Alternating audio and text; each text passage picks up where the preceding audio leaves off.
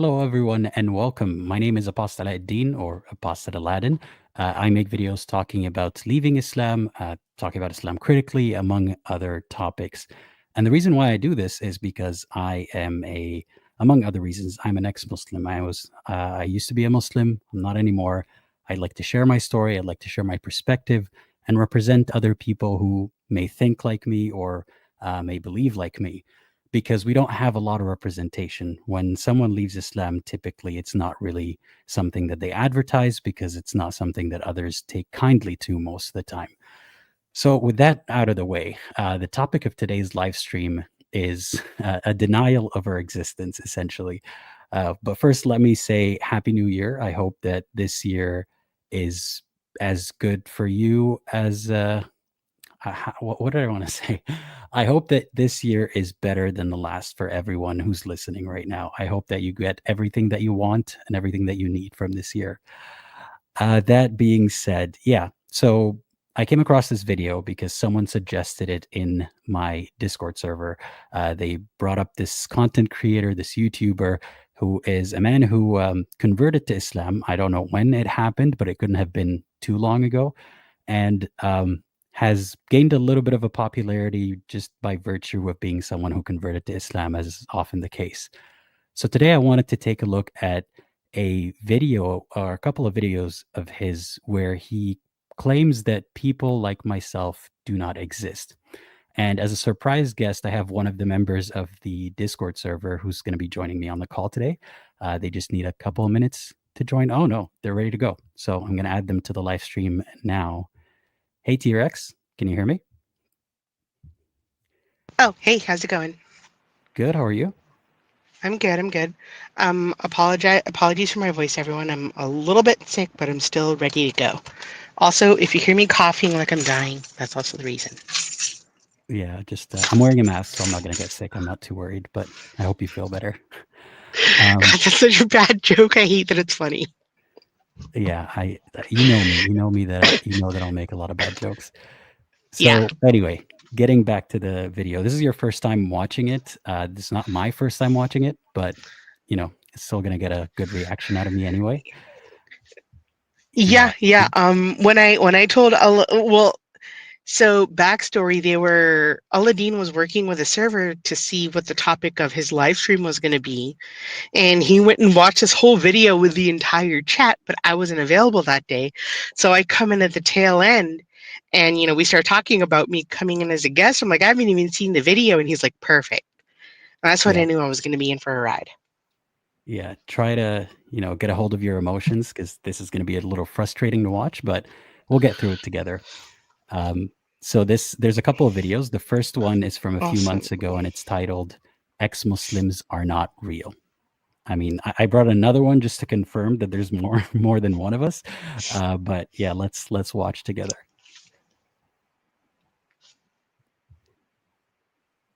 I Can you have guys hear it? been chronically online for many years. When I was just 4 years old, my mom put me on a computer with a stack of education video games. I taught myself math, I taught myself how to read. At a very young age, because I didn't go to preschool, my mom stayed at home and took care of me. And I haven't quite decided if being introduced to computers early on was a blessing or a curse. Now that I use it for work, it seems to be a blessing, and I've got to meet a lot of cool people, and we have this large community of like-minded individuals. But there is some time He sounds like a chill guy so far. Like the first 30 seconds, I'm like, seems like a nice guy. Yeah, I mean, there is a little bit of a red flag with him having to teach himself a lot of things, but I also think his drive to learn is fairly admirable. Yeah. And I don't think being chronically online is necessarily a good thing, but that is the life that he lived, and I hope that it served him well. But we'll see. I don't think it quite did. times, some days, some videos that I come across that just baffle me.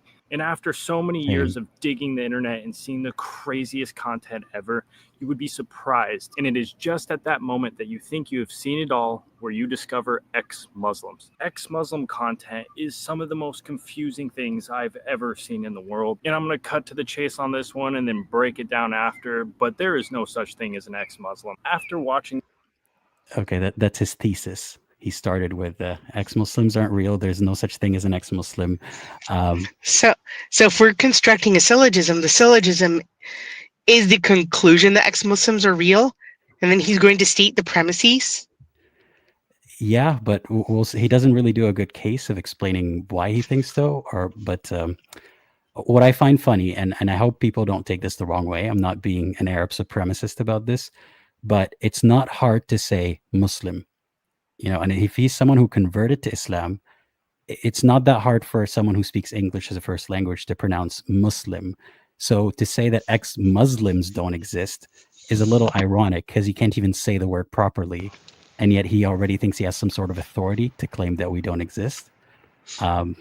Brother just joined Islam sometime in the past few years, and he thinks he knows it all. These videos, I mean, I am fully. Yeah. I mean, I'm a little bit kind of like, I don't necessarily see an issue with him not pronouncing the words correctly, but when he talks about ex-Muslim content as being confusing, I had to double take because I feel like it's all pretty out there in black and white. I mean, it's one thing for him to find ex-Muslim content confusing, which it would be really nice if he pointed to some examples. Like I was hoping he would quote some examples or be like, look at what I found here. Because there are some things that I would agree with him and I would say, yeah, I don't like that video, or I don't like that how that was said, or whatever it might be. But he just generally says it's confusing to him. Therefore, the conclusion is ex-Muslims don't exist. But anyway, let's see what he has to say. Mm-hmm. Be convinced that ex-Muslims don't exist. These individuals may have been raised in an Islamic household. Their parents may be Muslims. Maybe they have a cousin that's a Muslim. But I can guarantee not a single one of these individuals have opened the Quran and saw words on that page. Now, I've seen these individuals in the comments section. There's a very easy way to sort of, I don't know, disprove that guarantee. I have a mushaf right here. Like, do you want me to read it? Not necessarily just to prove that I can read Arabic, but to prove that I have opened the Quran before. It's such a weird cope to say that they've never read the Quran. It also kind of is very much reminiscent of like when Christians say that like ex-Christians haven't really read the Bible, when it's more likely that the converse is true, especially since if you're talking about Arab ex-Muslims, they have not only read the Quran, they understand the words a lot better than most converts. Yeah. And I mean, maybe he hasn't come across my channel yet. And I don't blame him for not coming across my channel specifically, or the channel of someone else who has quoted Quran on the video. But it's irresponsible to then come to a conclusion and then broadcast it as if he's seen it all, as if because he's chronically online, he's some kind of authority on our existence. Section, they act like a cockroach in a toilet bowl. Oh yeah. Let's listen to this part. Not a single one of these individuals have opened the Quran and saw words on that page. Now, I've seen these individuals in the comment section. They act like a cockroach in a toilet bowl. They pop out of nowhere and they're disgusting, but they're not really scary. This brings me to a point that... Am I the only one who finds that analogy a little bit weird? Like some kind of dog whistle? A little bit. It's almost like they're trying to both demonize us while also trying to portray an image of strength, of being like, oh, these guys pop out and so disgusting, but I'm certainly not scared of them. Yeah, that's exactly what he does. But can you imagine? It's real tough guy energy. Yeah.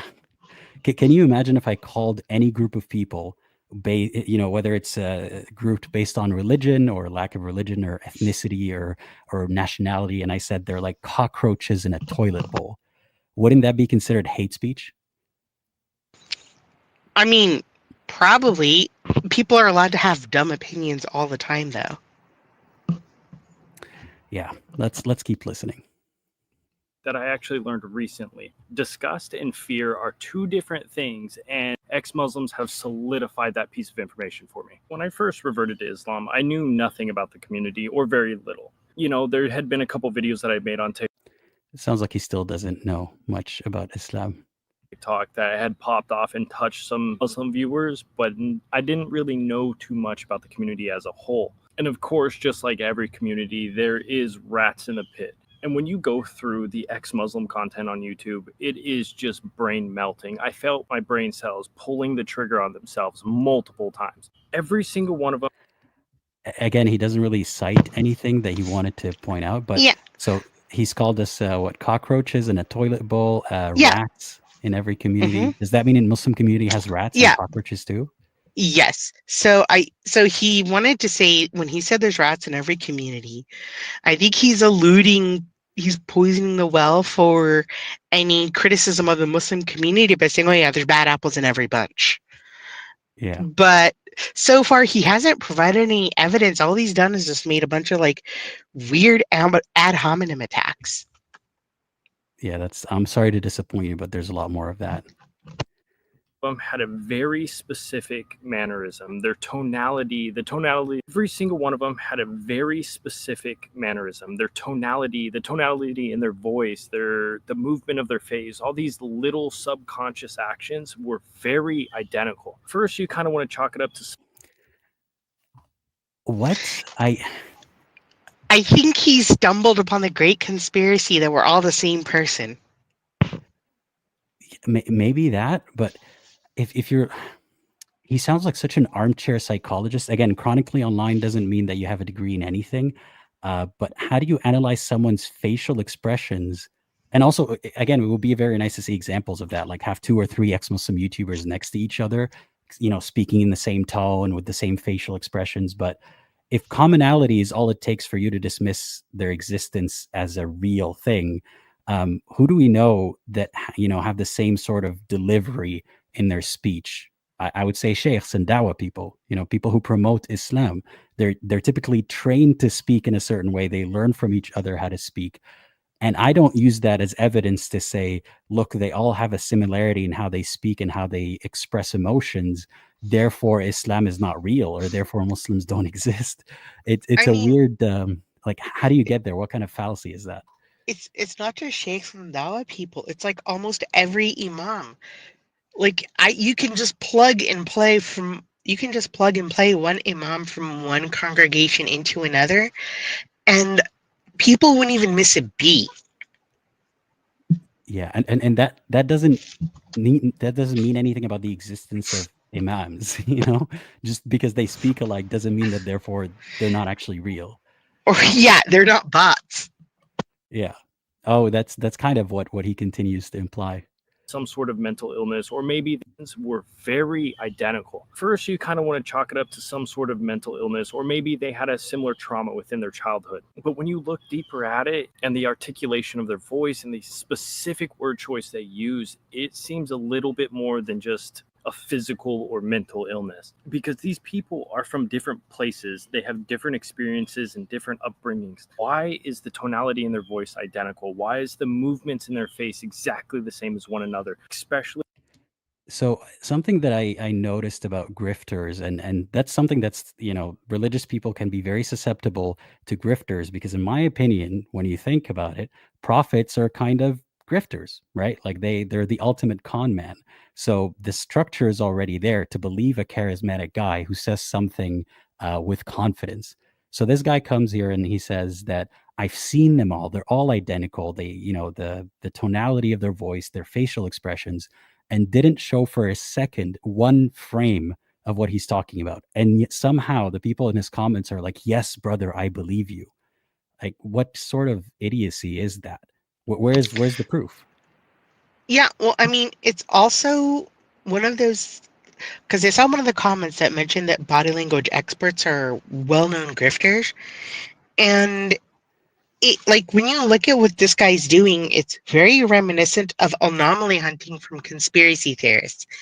He's drawing together all of these weird-ass parallels that don't actually mean anything, and then he's trying to draw some wild conclusion out of them. Yeah, people who have similar opinions behave similarly. Who knew? And like when you're micro analyzing the tonality, it seems like what he's trying to do is hunt for those similarities so he can then paint a picture of them all being bots. I mean, you're assuming a lot, because I don't think he's done any of that. He just came across a couple of videos, and he's like, you know what would be an interesting topic, just to claim that these people aren't real, or there's some sort of conspiracy behind them. Yeah, let's keep listening to him though. Maybe he'll make a better point. When they're from Oh, and I also wanted to mention, like, that's such a tired trope when they're always like, well, it's because of trauma, because they have trauma, therefore what they're saying isn't real, or it's not coming from a place of fact, it's coming from a place of emotion. And he said something earlier about fear and disgust and stuff like that.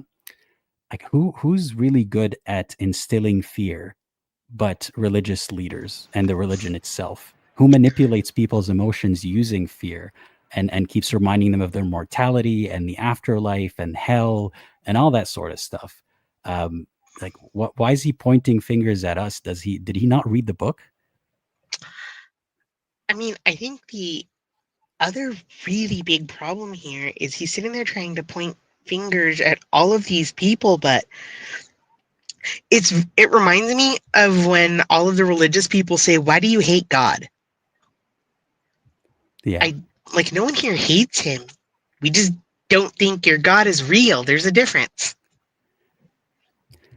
Yeah, I don't think he can comprehend that much. completely opposite places on the planet. How is their English articulated the exact same way? These questions are what's stumping me right now. In this That is also not true. Like, demonstrably, there are different accents among and dialects among the people who speak English and make videos about Islam. I speak with a, I don't know, generic North American accent, I guess. Others speak with a German or British accent. What is he even talking about? I mean, it's still, again, super reminiscent of anomaly hunting, where he's just trying to draw connections between these various things, whether they exist or not, so that he can try to paint the picture of some kind of conspiracy.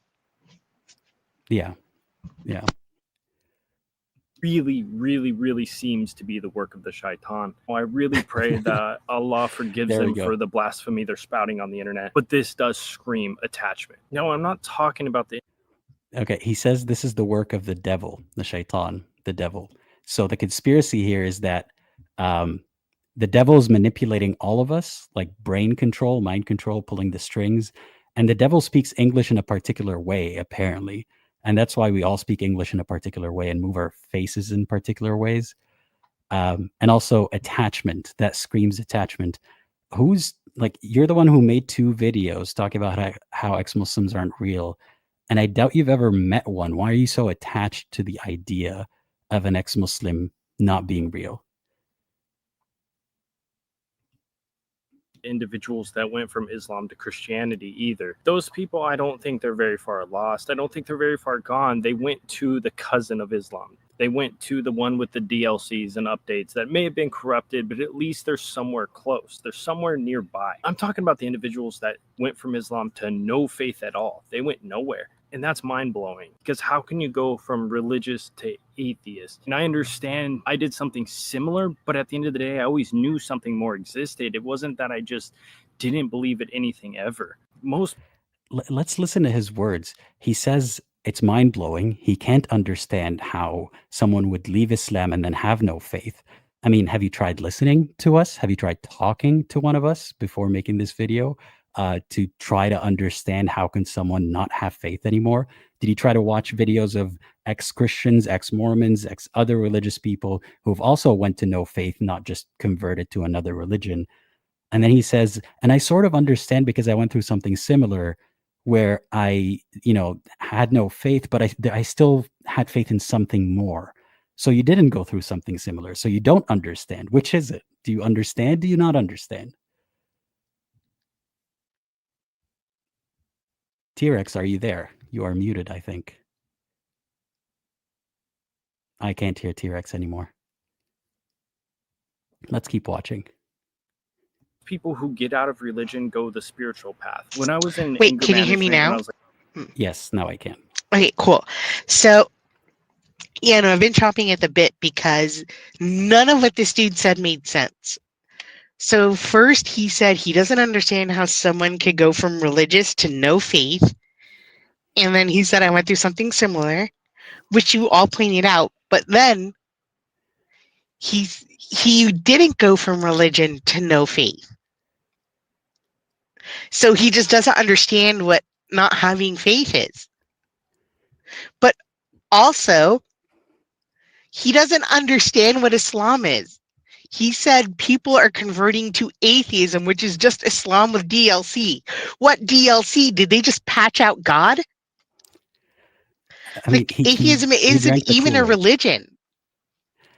He kind of drank the Kool-Aid of that narrative that Islam is the update to Christianity and Judaism, and they all come from the same God, which I like Right. to remind people, how do you prove that that's actually true? Like, if you're a Muslim, I want you to pause and think about that for a second.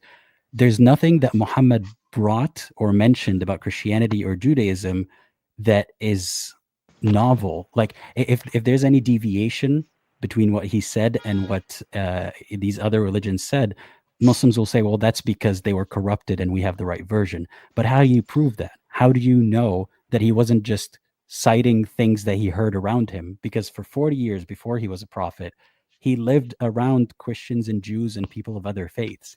So think about it for a second. How do you know that he actually has information from the same God rather than it's just mentioning the other religions?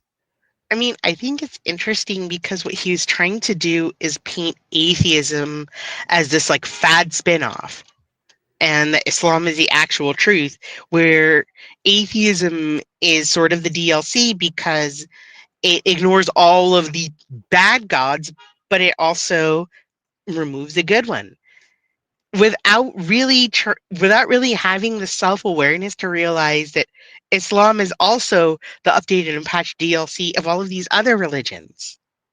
No, he's talking about an ex-Muslim who joins Christianity. It's like it's not as bad, because they just don't have the DLCs. They Okay. just have the mildly corrupted version of religion. So I think that's also something that I encountered with a lot of Muslims, where they're more accepting of someone converting to another Abrahamic religion than they are of someone leaving altogether, because they think, at least maybe God will, because Allah doesn't really have a definitive stance on them. There were times in Muhammad's life where he said, well, yeah, those people are like, our brothers in the faith, and they're people of the book, and they might be Yeah. judged, favorably by God or according to the standards that they think they should follow. That's how God will Yeah. handle it. And then later, mean- Muhammad's like, no, you need to convert. So it's not really clear what God thinks of them.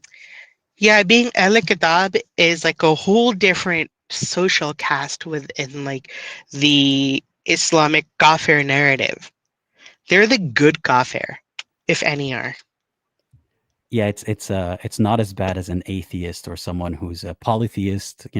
Just if you leave that system of the Abrahamic religions, then you're worse as a person. But yeah, let's hear what he has to say. Let's continue. The day I always knew something more existed. It wasn't that I just didn't believe in anything ever. Most people who get out of religion go the Yeah, someone pointed out in the comments, didn't believe in anything ever. What does that mean? Like, you mean just about the topic of God? I can articulate very clearly what I think about the topic of God right now. It's not that I don't believe in anything ever. That's a very, large statement to make. I think that every idea about God that we have is man-made. We've heard it from other men who, at the end of the chain, some of them claim they spoke to God or an angel came to them through God or something like that. But as far as we know, as far as I can tell, there is no information that we have about any God concept that didn't come from other humans. For that reason, I'm an atheist in the sense that I don't believe the God stories. What does that mean about the presence or the existence of something bigger than us or more powerful than us or multiple things or forces? I have no clue, and I can't say. That's my position. Does that sound like believe in nothing? Because believe in nothing sounds more reductive. Like those people don't even think, is what he means to say. I agree. path. When I was in anger management when I was like 19 years old, got Oh my yeah. get out of Listen to this religion, part because I think it's important to know his backstory. go the spiritual path. When I was in anger management when I was like 19 years old, got my first assault charge as an adult. There was this teacher, Mary. was an older woman, very sweet but very stern. She went across the class of these angry dudes that all had assault charges and asked us all whether we were spiritual or religious. And every single one of us, we answered whether we were spiritual or religious. And at the end of it, she told us, she said, religion is for people who are scared to go to hell. Spirituality is for people who have been through it. And that's something. Man, there's a lot that I want to say here. T-Rex, you want to go first? What? So I was kind of expecting him to go down this route that everyone who, there was a majority of people who didn't have any kind of religion or spirituality. This is a wild thing to assert because Islam is a religion. And so I'm curious as to what point he's going to make here. Well, before we get to the point that he's going to make, there's so many things that he said in the span of the last 10 seconds that I want to comment on. So, anger management at 19. I'm not one to judge someone for their past mistakes, but anger management class is not where you make inferences about the existence of ex-Muslims or, religion in general. That's first. Second, he said for his first assault charge, that implies the existence of more than one assault charge. I mean, I may be wrong, but someone had pointed that out to me when I was first watching this. And again, I'm not saying people can't change. I'm not saying that this guy should be condemned to hell forever. That's what God says because of mistakes in his past. But it doesn't sound to me like someone who, is, how do I put this? It's not the best character to then make judgments on other people. It's not the most trustworthy type of character. A guy who had anger issues and assaulted people. Okay, let's be completely fair. You can still be honest and a decent judge of character even if you're a raging jerk who hits people. But one thing I did want to point out is a lot of these recovery programs, especially court-mandated ones, have a hidden religious component where they're appealing to these individuals to kind of invest themselves into a more spiritual existence because the spiritual existence will then heal their broken soul. And I wonder if this dude just wasn't a victim of the system that was sort of predating on these individuals. That's a good point. Because as you might have noticed, that teacher asked everyone who here is religious and who is spiritual. There is no third option. There is no, I'm not sure what I am. There is no, I'm neither of those things. If your options are spiritual or religious, some people might say, I guess I'm spiritual. Or they might feel the pressure that, wait, like, I want to be the one asshole who says, actually, I'm an atheist. And then everyone's, a bunch of angry dudes are looking at him. Who knows what's going to happen next? I'm joking. I don't know if his anger management class was violent, but it's to then use that as some sort of statistic or to say, look, even all these other dudes I was in class with, not one of them was an atheist. So how could atheists exist? Is such a stupid take. I don't know what to say except that. That stuck with me pretty hard, but there was never a third option. There was never I don't believe in anything at all. And seeing these ex-Muslims videos, it's and what does that, the absence of that third option, say about the existence of that third option in general? Just because your teacher didn't mention it doesn't mean it's not real. Yeah, and that doesn't mean it's not productive or helpful. And just kind of going back to like the strong religious component in all of these, just to draw a parallel, if you take a look at a lot of these 12-step programs, they're written by Christians to get people to surrender to the Christian God. But because there was a strong push towards separation of church and state and through First Amendment skirting, they updated their wording such that they replaced Jesus, quote unquote, with their higher power, which can, quote unquote, be anything, but it's all pretty obvious what it is. And what it does is it creates this God-shaped hole in people who are trying to recover. And then it's no wonder that they go find a god to put it in there. Yeah. And he said that that quote by his teacher that he found very deep, I'm assuming, or worthy of mentioning. I think it sounds more like something you would post on Tumblr, which is that religion is for people who are afraid of hell. Spirituality is for people who have been through it. It sounds like one of those things that, tough people say, or like a Facebook status maybe, but it's not actually indicative of reality. And does that imply that he's now a Muslim because he's afraid of hell, but he used to be spiritual because he's been through hell? Like, is spirituality better than religion in that case? Because religion is just a fear tactic. What is he really saying? Yeah. I mean, I think the insinuation is that he's more spiritually Muslim. What does that even mean? I don't know. And by the way, someone had mentioned here, Disson was saying, send him an invite to your show so he can elaborate. If you happen to be watching, maybe I'll write him a comment too.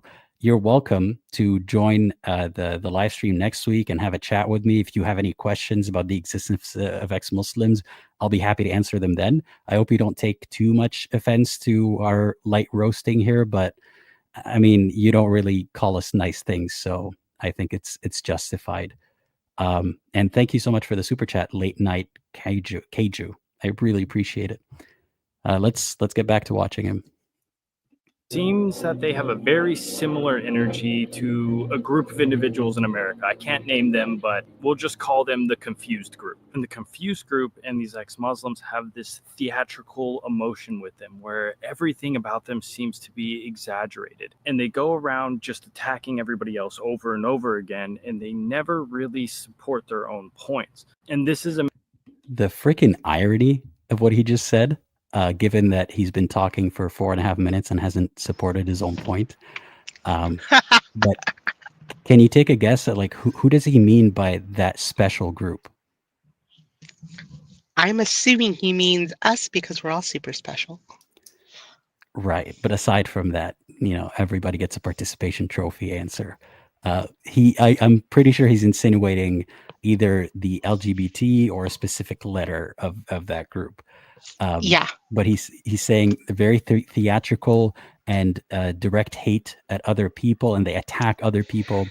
Need I remind you, I don't want to play it on the stream right now because there's no need for that unpleasantry, but the amount of sheikhs that shout during their lectures, even when they're not talking about disbelievers, just talking about hell, talking about the afterlife, all that kind of stuff. They're very theatrical with their delivery because that's how they get you. And people like him and other promoters of the religion are always attacking other groups. So the amount of projection that he's doing here is unfathomable. Does he not watch his own videos? I mean, it's also wild to see that same level of projection because the LGBT community is regularly catching strays from Dawa people and sheikhs for like stuff that aren't even related. It's like we live rent free in their heads. Yeah. But yet somehow it's us who are being very theatrical and loud and aggressive and hateful. Despite him calling us what? Cockroaches, rats, and what else? He has more analogies coming. Major red flag for me, especially being on the internet for a while. I've had to be careful. I've had a lot of people that I've collabed with in the early TikTok days, and then the second their views dropped, they made videos talking crap about me. So I've been able to identify certain groups of individuals that are very narcissistic or hold narcissistic qualities. Hold on real quick. Again, his sort of what's it called? Armchair psychology of like, I've been chronically online and I've been like backstabbed by people on TikTok, therefore I know what I'm talking about. What? How can you use that to erase the existence of people?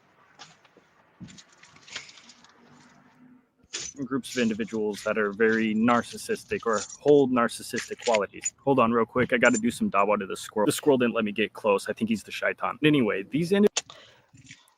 I know this is meant as a joke. Like he's saying, I gotta go promote T-Rex. I hear some noise in the background. Yeah, he's saying, I gotta go promote Islam to the squirrel. The squirrel didn't let me get close. I think he's possessed by the devil. I know he's saying that as a joke, but let me just do some armchair analysis here. This guy believes on some level that if you as a lot of Muslims and promoters of Islam do believe that, not all Muslims, but there are people who believe that if you try to, promote your religion to someone and they refuse, that might be because the devil is overpowering them or possessing them. So the squirrel refusing dawah as a joke, I get it, is because the devil is possessing them. But he then transfers that belief to humans. He genuinely believes that the devil is possessing people like me or people who don't accept what he's saying. So even though he said it in passing as a joke, I think it's indicative of how this guy thinks. I mean, I also just kind of want to step in because I'm a little bit triggered by his use of narcissism and narcissistic traits, because I don't think he knows what those words actually mean. And as somebody who has suffered from narcissistic abuse, the flagrant armchair psychology usage of it just to label people they think are arrogant is absolute bullshit, especially since there are actual links between narcissistic behaviors and religiosity, such that people who are raging narcissists tend to then jump further into their own religion. I'll take your word for it. But yeah, I agree that he doesn't really seem to understand what narcissism is. And I've been accused of that before, but especially by religious people, but not always. When someone doesn't like you, they just say that person's a narcissist and they're a bad person. You can't just throw that word around. Like, you have to really point to, actual reasons that diagnosis would be viable, but you have to be someone who's qualified to give that diagnosis. So he's just blanket saying, people make videos about Islam critically discussing it because they're narcissists, and we should believe him because he's chronically online and he knows what he's talking about. To live in their own reality. They make their own. I think he's the shaitan. Anyway, these individuals seem to live in their own reality. That's just so funny. Like, a second after he made a joke about the squirrel being possessed by the devil and insinuating that, us were possessed by the devil, he says that these individuals live in their own reality. Come back to Earth, come back to the real world, right? And then we can talk, because it sounds like he's living in a parallel reality. Yeah, well, hold on. We're the ones living in an alternate reality when Muslims live in a world where jinnat exist, and they cause cancer, and they cause various diseases, and they could haunt your house. And if you get into some kind of spiritual battle with them and invoke the name of Allah, you can drive them out. Yeah, he believes what all the that actual stuff. fork. We're not just talking about Islamic beliefs in general. This guy believes in devils and jinn and stuff like that. There are other videos of his where he And talks that about black this. magic is real, and that voodoo is Black also magic is real. real. Right. Yep. But we're living in a parallel reality, or our own reality. Get close. I think he's the shaitan. Anyway, these individuals seem to live in their own reality. They make their own rules, and anything that they disagree with, they just act like it isn't a thing. They don't want to hear anybody else's perspective or anybody else's information. And as Muslims, oh my God, did you hear that? Anything they don't agree with, they act like it doesn't exist. Who does that apply to in this conversation right now? Yeah, I don't know if he just watched Dawa people and just decided to scratch out Dawa and put ex-Muslim. Right.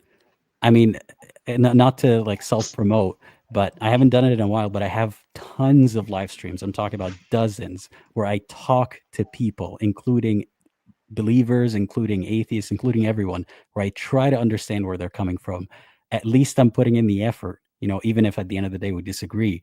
You can't just say that ex-Muslims in general, they just act like the other person doesn't exist. Who's doing that? It's like right now, who's doing that? You're doing that.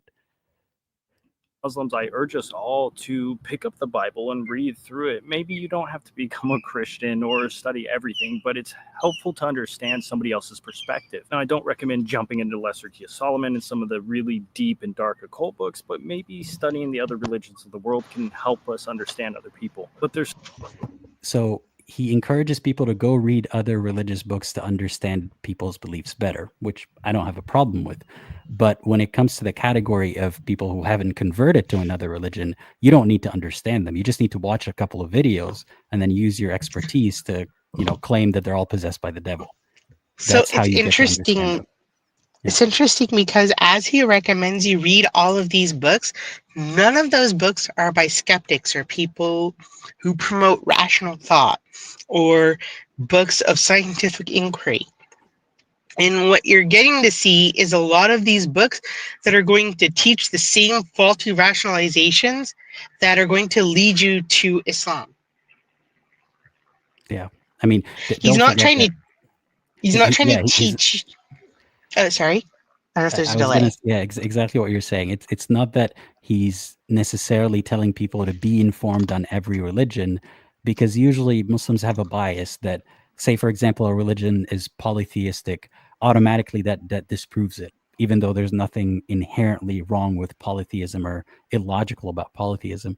There are a lot of these thought traps that make Muslims fortified against these other beliefs. So it's not that this is going to help them think critically or challenge their own beliefs. It's just going to be, this is what other people believe, but I know that it's false, kind of thing.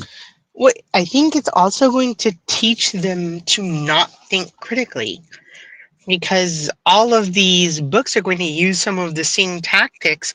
And like you said, you have these built-in thought traps of, oh, well, this is wrong because of this. But you're still going to take all of the other bad reasoning out of it. And I think the other reason that he might do this is because a lot of Muslims insinuate that Islam is a reformed version of all these other religions, so they can cherry pick the parts that they think resonate with people. So when they go and have these people read the Bible and read these other texts that they're cherry picking this from, it then resonates more because they're like, oh yeah, I'm familiar with that. That makes sense. Yeah.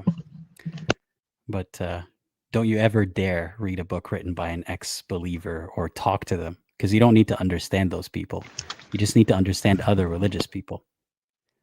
Something I want everybody to be very careful of, especially online and watching videos. The individuals that don't make content where it's just them sharing their own beliefs and their experiences, we need to be careful of them. If somebody only makes videos talking negatively about somebody else, that is dangerous. Nobody listens to their videos unless somebody else's name is coming out of their mouth. Right now, the shaitan are everywhere. Okay, before you Holy start talking about shit, shaitan. the actual irony of that statement. Okay. Yeah. That's all I'm going to say. Yeah, I mean, he does have a point that on social media, drama gets clicks, and confrontation gets clicks. So I have no doubt that there are a lot of YouTubers out there on every topic, that mention other people's names to make sure that they get on the algorithm and all that kind of stuff. But he made a lot of weird general assertions that if someone's just talking about their experience, you have to be careful of them because they mention other people. Like, what's the overlap here? What if someone just talks about their experience and is not talking about other people? In my case, for example, if I mention other names, most of the time I'm watching a lecture by that person who put themselves out there to promote a religion and to sort of beautify it and make excuses for it. And I'm dismantling their words. It's not a personal thing. It's not this person's a, piece of crap and therefore you shouldn't join Islam. So yeah, his statements are just generally like he also seems to think that this is an attack personally against him to some extent or against other people. Like if I make videos discussing Islam critically, that means I'm talking hatefully about Muslims, which is not the same thing. But again, maybe he didn't watch my videos. Maybe he came across the wrong ones. I don't know. Let's keep I think watching. it's also just the same. Mhm. I mean, it's a comparison that Muslims regularly welcome because any criticism of Islam is considered as an attack on the Muslim community, just as much as any attack on, say, Christianity, less so, but like all of those are just considered bigotry.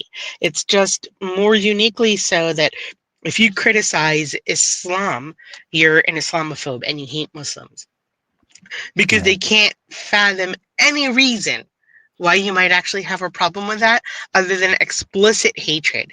I think it's part of the victimization complex that kind of runs deep through the roots of Islam. Yeah. And yeah,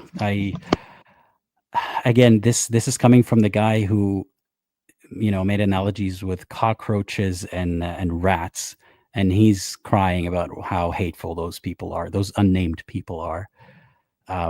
Yeah, the hypocrisy of this guy. I've never at any point in time seen this amount of people with demonic attachments ever. It Oh, is wait, we don't want to miss that part.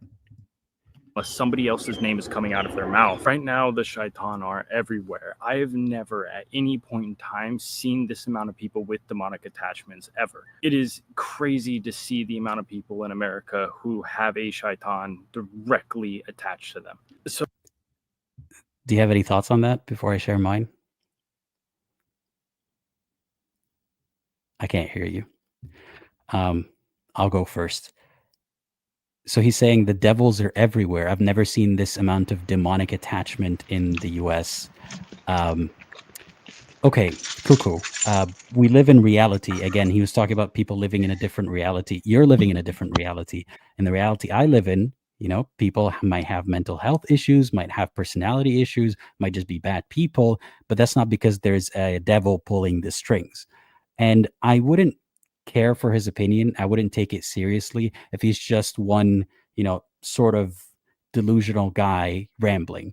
The problem is that his rhetoric is lapped up by his Muslim viewers. Like he's saying crazy stuff, and the Muslims are like taking notes. Like, yeah, that makes a lot of sense. Yeah, the devil's a real thing. The devil can possess people, so I believe you. But let's get grounded again. Let's come back to reality. Why should I take anything seriously when this guy genuinely believes that there are a lot of people who are demonically possessed in the US right now? Yeah, I mean, you kind of hit everything I wanted to say, because all I really wanted to say was something about an alternate reality. Yeah. I mean, because but this is something that is actually prevalent through popular culture, because in Christianity, you have all of these people who are possessed by devils, who have devils on their shoulder. And that gets directly translated to whenever you do something as a Muslim, well, Shaitan has his minions and his demons out there, and now you have Shaitan in you. It's both a way to demonize and a way to absolve people. I don't know, it's weird, because And they're trying to. it's also a way of keeping people paranoid. If you genuinely Mhm. believe that there are devils and manipulation by the devil, then you can have a lot of conspiracy theories that seem somewhat plausible, and you can start to point fingers. It's also a way of demonizing people, like you said, kind of like how they used to call women witches and then have them killed. It's the same thing. So this guy genuinely believes that right now you and I, we're both possessed by devils, and we're having this conversation. Everyone in the comments also, or the ex-believers in the comments, are also possessed by devils. And again, I wouldn't care if not for the fact that he sort of is speaking to a large audience who are taking all this in and saying, yes, you have a point. Cockroaches in a toilet bowl, the rats of the community, all that kind of stuff, controlled by devils. It's sad that people have that vulnerability, that Islam made that vulnerability in them for this guy to then exploit, intentionally or not. It's to me a little bit ridiculous, because first of all, apologies to all of the ex-Muslims who are in the chat that just now learned that you guys have Shaitan in you. I know how it feels. But it's a great way to prime believers into ignoring the concerns that legitimately get raised by people who are questioning their religion. Because now, if someone that you trust takes a step back from religion, you don't have to think they're a bad person. You could just think they're possessed by Shaitan, and now you could throw them out the window while still maintaining your affection for that individual. Yeah. And that's I made multiple videos about this, and I'll link in the description about this whole, like, this is the work of the devil. These questions are the work of the devil nonsense. And it's not just Islam, where the preachers say that, or the religious people say that, but it is very common in Islam. Let's keep listening, because he still yaps for another few minutes, and then he has another video where he doubles down on this. So the important question is, what can we do about these individuals? What can we do to try to prevent chaos from happening, or prevent them from tearing down the rest of society and other communities and leading people towards Iblis, or the devil? Well, remember how I said earlier in the video where... So yeah, again, what can we do to deal with this group that we just called a bunch of names and implied that we need to deal with them in any sort of way? What can we do about that, I wonder? There's a difference between fear and disgust. This is one trick to identify these individuals. See, individuals of this energy, of this class, they work based off of fear. They're scared of everything. And the way you can tell that somebody's fearful is they're going to have exaggerated emotions. They become very primitive. They're going to scream and yell and not let you get your point across. Because have you watched Muhammad Hijab or Ali Dawa? Which, by the way, Ali Dawa is in his comments being like, brother, we need to collab. And obviously, because idiots, they kind of love each other. But have you not watched a Muslim religious preacher, scream and shout and vilify and demonize? So based on his logic, does that mean that Muslims are scared, or sheikhs are scared? And yeah, something about disgust too? Because they're scared. This guy actually sounds like a self-aware wolf, because I've never heard more people complain about people who yell to win an argument than people who yell to win an argument. I mean, he doesn't yell, but he is in the religion of representatives who yell to win an argument. That's the whole shtick that sheikhs do. Yeah. Scream and yell and not let you get your point across because they're scared of you. They want to try to intimidate you back. Where the issue is that's never going to work. If you're doing... Wait, intimidate you back? Does that mean that you're intimidating them first? They want to try to intimidate you back. Where the issue is that's never going to... So T-Rex, if you and I are having a conversation and I try to intimidate you, that's me trying to intimidate you. If I'm trying to intimidate you back, that means that you started by intimidating me, right? Yeah, I'm pretty sure that's how language works. I mean, it's not my first language, it's my second language, but it's his first language. So I'm going to assume that he meant what he said. So are you intimidating ex-Muslims and then being upset that they're trying to intimidate you back? Or are you admitting that Islam, like in and of itself, intrinsically intimidates ex-Muslims, and so does the community? I would venture that that's the latter more than the former, just because I don't know. Yeah, This guy's a mystery. Comment and then we'll keep listening. Insomniac of Caffeine, thank you so much for the super chat. It says demonic attachments equals less religious folk due to more readily available information. It's easier to fact check outlandish things now than in the past, where there was more of a free license to make any claim. Absolutely, I agree. But he was also talking about demonic attachments in the US. I don't know what he's pointing to make that conclusion, but I tend to not take people seriously when they talk about demons too much. Going to work. If you're doing street dawah, doing something similar along these lines, you're going to be operating... That's never going to work. If you're doing street dawah, doing something similar along the... So if you're doing street dawah, if you're on the street trying to talk to people about joining Islam, kind of like people with pamphlets that do it for Christianity, if you're like a 5-minute dawah, yeah, like the 5-minute dawah guy, if you're shoving your religion in their face and you're intimidating them and they intimidate you back, you need to listen and you need to learn from this guy because he has some wisdom to tell you.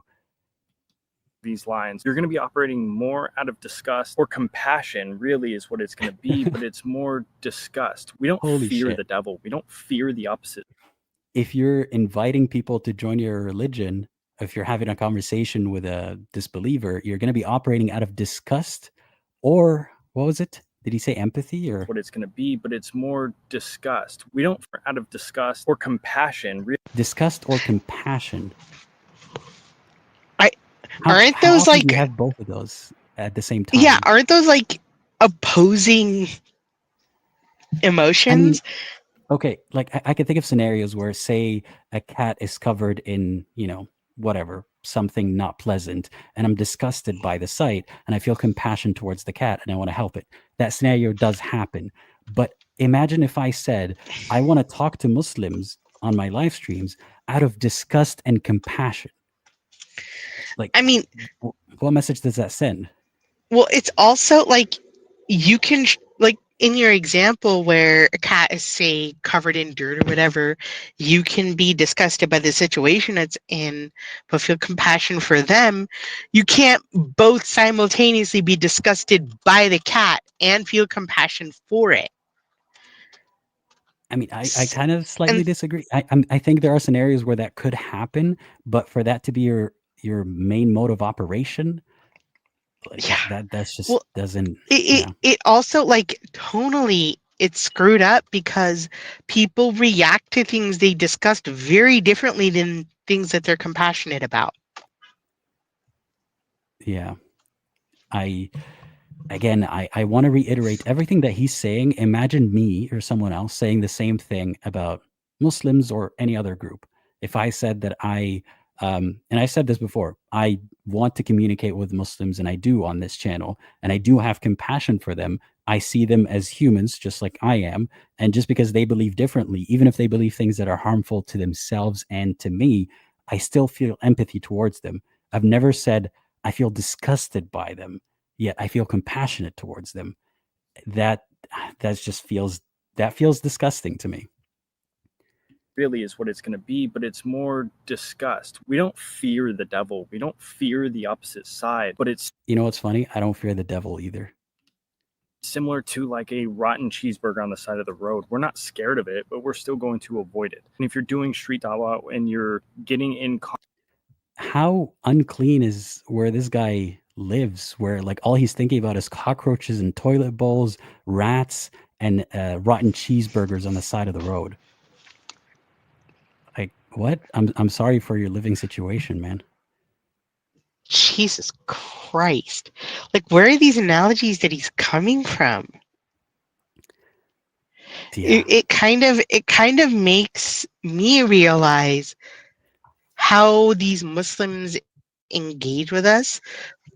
And just as a general word of advice to Muslims who do want to engage with ex-Muslims, if you see us as subhuman trash, we're not going to respond to you well. Like, just view ex-Muslims with kindness and as if they're actual people, not as if they're cockroaches, rotten cheeseburgers on the side of the road, or other forms of detritus. yeah. Practice what you preach for at some point. And I think this is a massive dog whistle. Like he says, "What do we need to do about it?" Well, we need to be disgusted by them. He's not saying we need to do anything, but what do you do to pests that disgust you? Like, realistically, I'm not saying this guy is saying go lynch them, but what good can come out of describing people that way and sending that message out to the world? Like, Yeah, if I well, have to, yeah, I mean, the when you start to prime the message and the idea that Muslims are subhuman, even if you don't advocate for calls to violence, people become more okay with that because they start to see the person that they're talking to as inhuman. And we see that throughout history. yeah, In fact, we see that with Tony Robinson in the UK towards yeah, Muslims. yeah. He's Which using the he same would disapprove tactic. of something like that. He would really disapprove of it because he would Yeah. understand how dehumanizing it is. A question that I get often, and it's a valid question, is: are you not concerned about you putting out content that is critical of Islam or that might paint Muslims in a negative light? Which, keep in mind, I never say anything unfair. I point to examples. So if there are examples that paint Muslims in a bad light, it's because of Muslims who do believe those things and behave that way. But I always make it a case to explain to people that not everyone believes the same thing. You shouldn't preemptively go and harm someone because you suspect they might believe a certain thing.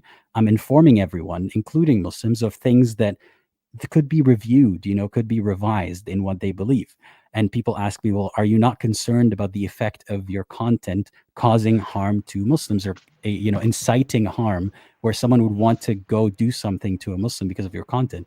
And I care about that a lot, which is why I make it very clear what I mean, and what I say and how I say it. That being said, this guy's doing the exact opposite. If I someday come out here and I call Muslims cockroaches and rotten cheeseburgers and all that sort of stuff, you should call me out, because that is dog whistling. That is. I mean, yeah. I would like to point out that not all ex-Muslim creators behave responsibly, and Aladdin has, in the past, stepped forward and denounced those creators. But when we're talking about something like this, it is wild that someone like Aladdin can put 500 disclaimers and try to approach this in the most compassionate and understanding manner that he can, and still get accused or get questioned for the unintentional harm he's doing, while people like this dude can just see the most unhinged crap imaginable and no one pushes back. Yeah. And we'll go through the comments to demonstrate that point, that what I'm frustrated most about here is not that this guy exists, or that this guy has the opinions that he has, or that he's allowed to voice those opinions online. I'm not advocating for taking away his right, to free speech or anything of the sort. What frustrates me is that in a healthy community, people would witness this and respond back saying, hey, you're wrong for this, this, and that reason. But he somehow, like, even though he just started not that long ago, quickly amassed a bigger following than I have, just because he's Muslim now. He's a convert, and he says disparaging things about ex-Muslims, or he says outlandish things that Muslims already agree with, or a lot of Muslims already agree with. So what's frustrating to me is that there are a lot of Muslims who think that way already, or are happy to hear that being said. That's the frustrating part. It's not just one guy saying it. So I hope that's clear to the audience here. Conflict with individuals that are on the other side, you're not going to be avoiding it. You're going to be confronting the disgust head on, and watching people like the Warner and Uthman and seeing how they interact with individuals of this type. It is compassion that beats them. Being compassionate. Is it compassion, or is it disgust? Pick a lane. Towards these individuals that are sick and twisted, may be able to pull them out of it. But if compassion towards those individuals that are sick and twisted, he delivers everything in a very gentle, sort of monotone voice, like, that makes you think, like, this guy's so calm, maybe he kind of has a point. But you don't get to just say hate speech and get away with it just because you sound good. I mean, like, it sounds like the dude's describing serial killers. Who's the serial killer here? As in, like, the way he's describing ex-Muslims, like, as sick and twisted, you get the vibe that these are, like, mentally deranged individuals. That's how he views us, but at the same time, we don't exist. Yeah. Compassion doesn't work. I will go find that squirrel and his buddies, convince a bunch of squirrels to revert, and we will use them as personal bodyguards. Personal bodyguards against who? Like, this is such a bad attempt at a joke. It's not the ex-Muslims who are violent towards Muslims. I don't know if you are aware of how it usually goes, but it's usually the other way around. Yeah. Also, I'm kind of uncomfortable with how much he's fixated on squirrels and getting them to be Muslim. Yeah. Especially since, according to the Quran, all the squirrels are already Muslim. Right. I guess he missed that detail. All animals are Muslim, which is a bit of a tangent that I don't know if I want to go on, but I'll quickly mention it. So in Islam, on the Day of Judgment, all animals, by the way, we still have another video, so don't click off. We're still going to watch the other video. In Islam, on the Day of Judgment, animals will kind of, their judgment is just going to be, if an animal wronged another animal, like say an animal one ox sort of headbutted another, then on the day of judgment, the other one's going to do the same thing to him, and then they both turn to dust, which is so stupid on so many levels. Like, first of all, do they really have a sort of morality, or are they just doing what they need to do to survive, these animals? And so they existed to suffer and experience life only to be a footnote in our lives as humans.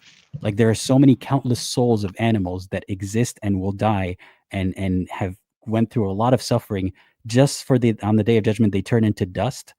Doesn't make any sense to me. But yeah, squirrels are already Muslim is the point. But also, like, what's the point of that justice in the end if they're just gonna like stop existing immediately? Like, is the assertion that animals are such vindictive, petty creatures that this would make them whole before they die? That's how Islam views it, I guess. But yeah, like I said, an animal, headbutting another animal, like, that's what they do. Like, that's part of their firmware, through evolution, or if you believe in Islam or another religion, through creation. So God created these animals to headbutt each other, and then will punish them for it on the day of judgment, sort of, before they disappear.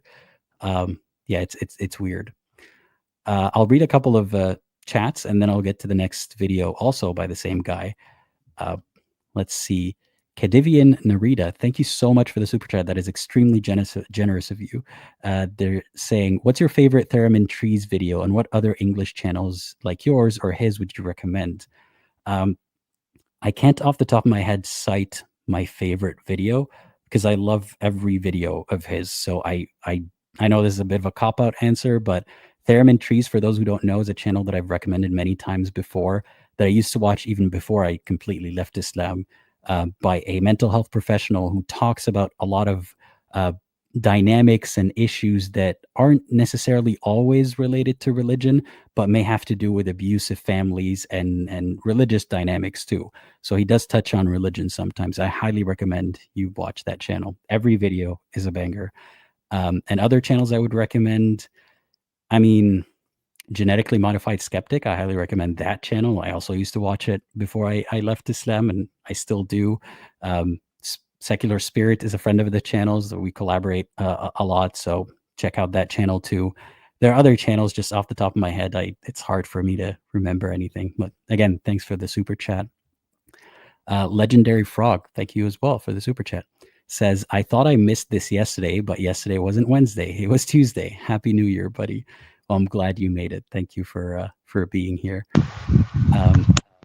Namu says, honestly, he says so much nonsense, and it's really difficult for me to believe anyone can take this seriously. Me too. Judging by this guy's titles of his videos, his worldview is a real mess. I agree. Again, invitation extended if he wants to have a discussion to try to understand how ex-Muslims think, or at least one of them. He's welcome to join the channel. When you think of is what I'm going to say. Yeah. Anything He's else giving me before Terrence Howard vibes. I don't know who that is, unfortunately. You're lucky. Yeah. All right, let's watch this other video, which is more recent. When did this one come out? 4 days ago. I don't know if anyone else has reacted to these videos before. I don't think so, but somehow he's still thinking about how ex-Muslims are not real. So 4 days ago, he made this one. He says, Haram police and ex-Muslims are not what you think. So for those who don't know what Haram police is, it's not really an official term, but Haram in Islam, that is an official term. It means not allowed. God doesn't like that, not good. It's like a sin. I mean, not exactly, but that's essentially what that means. If something is haram, it's forbidden. Haram police are Muslims who, in the comments usually of any video or reel or TikTok or whatever, start dictating to others what they can and can't do, and start pointing out flaws in the way that they're practicing religion. Or even if, they're not practicing, say a woman uploads a video and then people in the comments are like, sister, you need to be wearing your hijab better, or you shouldn't be using your voice in public, or whatever it might be. They call them haram police. So with that out of the way, and it's not just online, that also exists in real life, but I think the term has come to popularity online because of their existence in the comments. Yeah. I mean, I also wanted to point that out because, like, the haram policing online has its origins offline. because now these individuals who want to be wet blankets now have a much wider reach. Like this, it's shocking to me that he doesn't think the Haram police can be real when hall monitors exist everywhere. But at least, because when I was growing up, everyone had to be very careful about what they did, because someone would go narc to their parents would go and narc to everyone in the community. And then all of a sudden, now everyone knows. Like, there was one kid who everyone knew became ex-Muslim because he went and became a Hafiz in Michigan. And I don't live Hafiz is there. someone who memorized the whole Quran and Right. gets a certificate And for it. upon learning all of that, he was like, I hate this, and left Islam. And within weeks, the entire community knew. Yeah. And as some ZS pointed out, officially it's called al-amr bil-ma'ruf wa nahy an al-munkar, the advising of good things and admonishing bad things. And there's even a hadith where I'm quoting from memory, so I might not get all the words right, but something along the lines of man ra'a minkum munkaran falyughayyirhu biyadihi, and so on. If any of you sees a bad thing or something that's not allowed, change it with your hand. If you can't, then change it with your words. If you can't, then don't like it in your heart, or dislike it in your heart, or change it with your heart, or something of that sort. So it's almost like it's instilled in the religion itself, but there are people who are happy to take on that role and be that hall monitor, as you pointed out. But anyway, he questions the existence of those people too, and we'll see how. When you think about it, life is very bizarre. Really put this into perspective for a second. What is your chances of finding the truth? What is your chances of being involved in Islam? What are your chances of finding the Quran? Like, really think about this for a second. There is so many lies. There's so much drama. There's just so much fake crap everywhere right now. Not just on the internet, but on the news, on the TV, everybody you speak to. Okay, I want to take this. I wanted to point something out here, because and I wanted to say this from the time he started talking. When he said, what are your chances of finding the Quran? My first thought is, that's why it's a bad methodology for disseminating information. Yeah. If we have to sit there and sort through all of these lies, and it's so hard to get to the truth, why not find a better mechanism? Why not mass produce? Why not have updated editions, have more relevant teachers? We have the ability to transfer the truth of, say, aeronautics, or the Bernoulli effect, or the Coriolis effect, or antibiotics, all because we have robust ways of disseminating that information. How is Allah worse than us at that? The aeronautics, that's actually a very good point. It's a very good example. The aviation industry, kind of related. For example, every airport in the world, every aviation maintenance facility is supposed to follow the correct method to perform maintenance and do all these checks to make sure that planes don't fall out of the sky, and the procedures that they have to follow, every pilot. And yes, there are still flaws, accidents still happen, because humans are operators at the end of the day. But it's a much better system where it's a bunch of different systems, but somehow humans are capable of disseminating information that is critical in a much better way than God, in his infinite wisdom and power, through some book 1,400 years ago, or multiple books that all failed. That method has failed so many times before. So he almost has a critical thought here, which is, wait, the chances of finding the right religion, Islam or otherwise, but even Islam, are low by default, because not everyone is born a Muslim. I don't agree with him that the reason Islam is not true, or that the reason someone would conclude that Islam is not true, is just because of lies and propaganda and like drama and all that sort of stuff. In the purest form of what's it called, da'wah, or someone inviting you to Islam, in the nicest way someone can do it, even if they give you all the facts, whatever the facts are, because Muslims disagree, someone can still look at all that and be like, yeah, I don't believe it though, because it's not good evidence. And that's largely why you and I are in this discussion right now. So it's not about lies and people trying to make sure that you don't join Islam. It's just because it's claims that have not been proven, just like every other religion. Yeah, and I think it's wild because in this age where there's so much disinformation that we have to sort through, it's really troubling that Allah has tried the same thing over and over again after it has failed at least twice before, and then Yeah. expected a completely different result. Yeah. I mean, This, there's no notes. There's nothing he did differently. He got a prophet, got a book, people turned away. Got another prophet, got another book, turned away. Like, all right, I'm going to give you one more prophet and one more book. What? Try something new. Are you like, how do you lack the creativity for that? yeah, I mean, some narrations say that there were over 100,000 prophets, but the ones that we know their names are like somewhere around a dozen or something like that. Don't quote me Yeah. on that number. Mhm. But it's still all the same method. Like, trust this guy who spoke to God through an angel or otherwise. Don't you have anything better, God? Can't you think of something else? And I just want to point this comment out. I'm astonished at how he just converted to Islam and already lectures people on it. I wouldn't have the confidence to do that now unless I have the right information.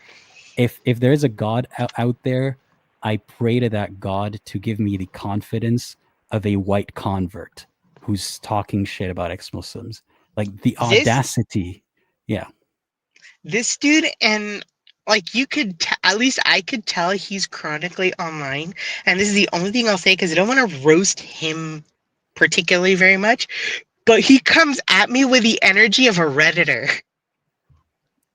I mean, Redditors can be good people too. Let's not hate Redditors. I have family members who are Redditors. I have a Redditor friend. No, but okay, jokes aside. I used to Okay, be a Redditor. I'm an ex-Redditor. I'm a reformed Redditor. Yeah, no. Anyway, so he almost had a coherent good thought, which is the chances of someone finding the right religion, whatever that might be, are kind of arbitrary depending on where you're born. And even then, there are a lot of things that might, even if Islam is true, there are a lot of things that might convince you that it's not. There is no surefire way to make sure that Islam is true. So that conclusion of all that for me was, why is God using such a bad method of transmission? Is this a fair way of testing people? What is being tested here? Your gullibility or what family you're born into, or so on and so forth. But that's not at all where he takes it at all. Right now, not just on the internet, but on the news, on the TV, everybody you speak to, everybody is full of crap. So what is your chances of actually finding the truth? This is something that is unbelievable. When you put it into perspective and you start to understand really how blessed we are, it's wild. It blows my mind. We live in a society with a system that is purely designed for hiding the truth. It is designed to hide Islam. It has done everything. Okay, so that's where he's going with it. That it's a general conspiracy. Everything's designed to hide Islam. How do you feel so self-important that you think the world revolves around you? Like, yeah, the existence of people who don't like Islam isn't the same as a general conspiracy to suppress Islam and make sure it doesn't exist. That's the same oppression narrative that we hear from other religions, don't we? Exactly. And I mean, it's something that I've heard growing up because my dad is a very conservative Muslim, and he would constantly rant about how there's a global conspiracy to keep the whole of the Muslim world down and to stop the propagation of Islam. And it's being spearheaded by all of the evil Western powers. I'm like, what? Yeah. Yeah, It's conspiracy mindset, conspiracy and theory mindset. And I didn't want to say anything because I wasn't sure where he was going to go, but I'm actually going to speculate that where he's going with this, and I'm going to predict where he's going with this, is there's so many lies out there. It's so hard to get people the truth. That's why we have to be that much more willing to bring people to the truth and fight against ex-Muslims who do this. Well, That's going to be where I'm predicting. Let's see where he goes with it. Possible to disdain and distort the image of the Muslim community. And even with that, people. Okay, wait. Sorry to pause so much. He's saying that there are a lot of efforts to distort the image of the Muslim community. Again, my brother in humanity, try to pronounce it correctly, since you're a convert and you're addressing Muslims. It's Muslim, it's not Muslim. But aside from that, you just called us names in the past video and used dehumanizing rhetoric. Who do you think is making the Muslim community look bad? Me or you? Like, what? I mean, and that's not to say that there haven't been people who are out there to make the Muslim community look bad. But I also look, there's a lot of Islamophobes out there. There's people who promote genuine hate speech, and I rebuke that completely. Like, no one should be doing any of that kind of stuff. And especially the media for a long time has portrayed Muslims in a very slanted and inappropriate way. But Muslims also do a great job of making themselves look bad. They give all of this ammunition to people out there because they don't understand how they come off to other people. They're so self-important and self-absorbed, they can't fathom that the contempt they have for others is what people are seeing of them. Yeah. I mean, the people who talk this way, the people who present themselves this way, for example, I forgot to show the comments in the previous video. We'll do that after. But in the comment section, like I said, Ali Dawa, who's a guy who said, we're proud of, wanting to execute ex-Muslims. He wants to collaborate with this guy, or maybe he knows about that, maybe he doesn't. But that's the kind of person who's giving the Muslim community a bad image. So you can't just say that everything's a conspiracy and everyone hates us for no reason. Like, look at the people that you associate with. Look at the people who represent you at the end of the day. Stay in the faith, people revert into the faith, people stay into the truth. Even with all this, with everything stacked against you, being a Muslim in the West and in America, everybody's against you. There's nobody that's for you. And yet we still are on this path. It is a very bizarre thing when you break it down and put it into perspective. That being said, I said this previously, but I didn't really get it clear enough. There is no such thing as an ex-Muslim. Ex-Muslims aren't real. Oh, he didn't make it clear enough in the last 8 minutes, where he was just repeating, ex-Muslims are not real. Ex-Muslims are not real. But he's going to reassert it again. I just want to comment on how, again, the conspiracy, what's it called? That persecution narrative, that everyone hates us, everyone's against us, yet we persist, and that proves that our religion is true, is common with so many religions and cults and everything. Like Scientology has that same idea. Mormons have that same idea sometimes. Like it's not really just unique to Islam, and it reinforces the believer's belief because it makes them feel special, like you are persevering against what the devil or outside forces are trying to get you to do.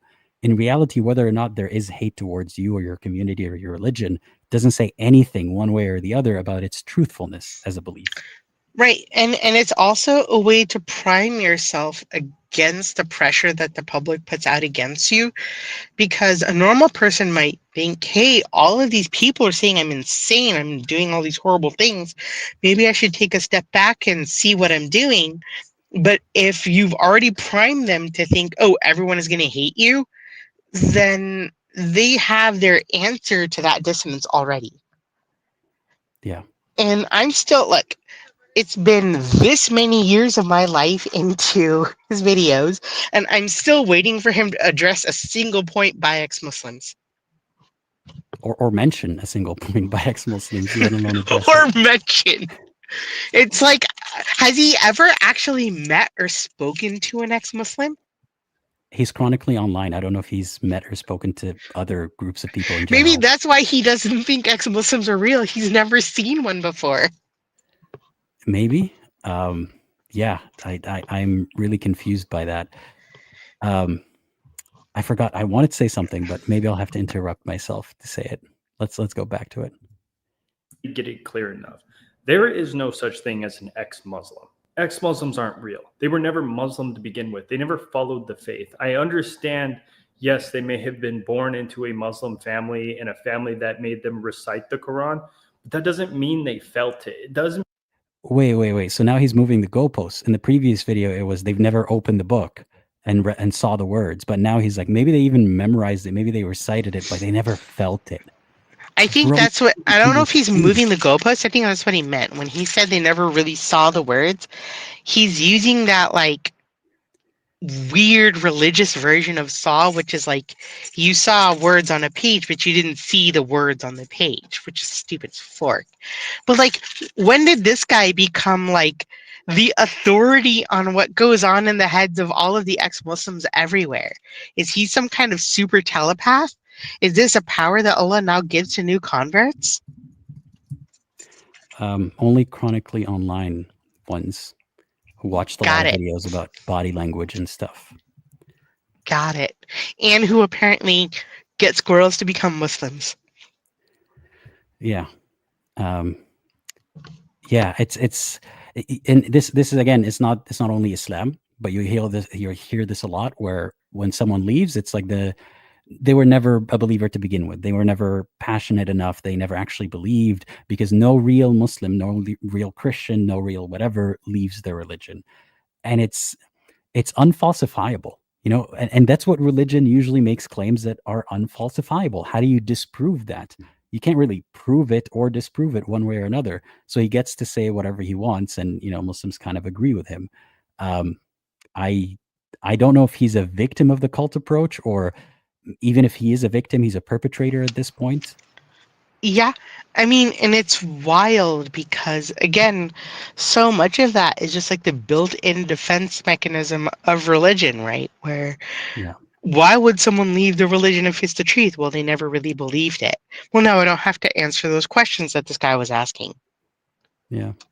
And he speaks with such authority on, they may have a cousin who is Muslim, they may have a blah blah blah. How do you know anything about any of that? You just joined 5 minutes ago. Like, calm down. You've never lived our lives. You haven't even listened to us talking about living our lives.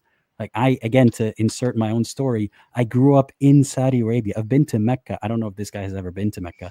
I've been to Mecca more times than I remember, Mecca and Medina. Like, I've been so close to the source of all of this stuff, to where people practice, to where people believe. I've lived it. And yet he says, maybe they have a cousin. Maybe they sort of were And forced into reading it. I used to do dawah. Yeah. Like, I am shamefully responsible for bringing people to Islam. So if I didn't really understand it, how would I bring people into its fold? Yeah. And we're not the only two people. I know so many people who were involved to some extent. And the more involved you are, the more convinced that this stuff is not true, because you actually learn what you're talking about. And simultaneously, I've met a lot of Muslims who don't know that much about religion, and their faith is somewhat strong because they don't know that much about it. But if they actually look deep into it, they start to see the cracks. They start to see the problems. So it's usually that I people mean, are more informed, especially that when you see the problems, you want to know before you make any sort of decision, or before you know what to think. So we I end up mean, actually knowing sometimes more than believers. and just to kind of draw parallels, my best friend for well over like 15 or 20 years, um, he was Christian for most of his life. And when he started deconstructing Christianity with me, we started reading the Bible together, and the entire religion just came tumbling down. And it was really because he even confessed to me, like, he didn't know the religion. He just knew what people told him the religion was and what he felt like he wanted the religion to be. And learning exactly what it is was what made him leave. Yeah. And that's what you're going to hear with a lot of deconversion stories, if you want to call them that, or like deconstruction stories. But this guy doesn't acknowledge them because he either didn't come across those videos in his binge watching, or he didn't accept them. It doesn't mean they were in their hearts. It doesn't mean they really prayed to Allah. And I really feel personally against these individuals because I'm a revert. I didn't have the opportunity to be born into this. These individuals had the chance. They were born into this life and they chose to get away from it. That's a completely different situation. If someone's born in the West and born in America and saw the 9/11 propaganda, it's very easy to stay away from it. It's very easy to never get involved into Islam. Somebody who was born. So he feels personally against it, against us, as he said, people who leave Islam, because he feels like he wasn't lucky enough to be born in Islam, and he sort of dodged a bullet by joining it instead of not joining it and going to hell. And now he looks at us as ungrateful, or people who are there must be something wrong with them. There must be evil to leave such a golden opportunity. And this is something I wanted to say earlier. This mindset I've faced with Muslims in my life, where when I was trying to talk to them about all the problems that I find with the religion, they say, you should be grateful, like this guy keeps saying, that we're born Muslim. Just focus on you, focus on going to heaven. Don't worry about all those people going to hell. Just be grateful for this this good thing, this blessing, this ni'mah that you have. And this is how this guy kind of thinks. And he thinks that if you don't believe, then you're being ungrateful, and you, I guess, deserve harsher treatment or dehumanization for that. But I mean, I also kind of want to point out that if this dude is to be believed, we were born around the religion, but we never had the opportunity to truly accept it because we were never Muslim, right? Yeah, it's sort of like he can't fathom that among the hordes of people who were born into it and left, there might be some, if not many, who actually practiced it more than he ever has, more than all the amounts of times that he has prayed since he converted. It's Yeah, just well, I mean, I unfathomable think to it's him. also he has this blatant resentment because according to him it's so hard to get the truth of Islam. How dare you get that truth and then reject it? I think it's very much like you said, the ungratefulness. But I also want to point out that if you're somebody who's looking to understand a community, why would you take the word of someone with such an obviously stated bias? Yeah. This guy can't possibly be impartial. He can't even he can't possibly divorce himself from his bias. How is he even a reliable narrator in this? Yeah, he said it. He said it himself. He personally has something against us. So why do we care? Why should people listen to you or trust what you say when you have a vendetta against us? I've never said I personally have a thing against Muslims and that's why I do what I do. If I did, and some people out there might have that motivation, I'm not saying everything they say is false, but it does cloud their judgment. It does get you to question why they're doing things, what the goal of what they're doing is, how reliable what they're saying is. And he just says that he leads with it, that he has something against us. But yeah, let's keep listening. Into the faith, bred into the faith, reading the Quran from day one, recited it, and even have parents that can teach them to the faith, easy to never get involved into Islam. Somebody who was born into the faith, bred into the faith, reading the someone who is bred into the faith. I think that's important to acknowledge that a lot of, why is Islam one of the most fastest growing religions in the world? Breeding.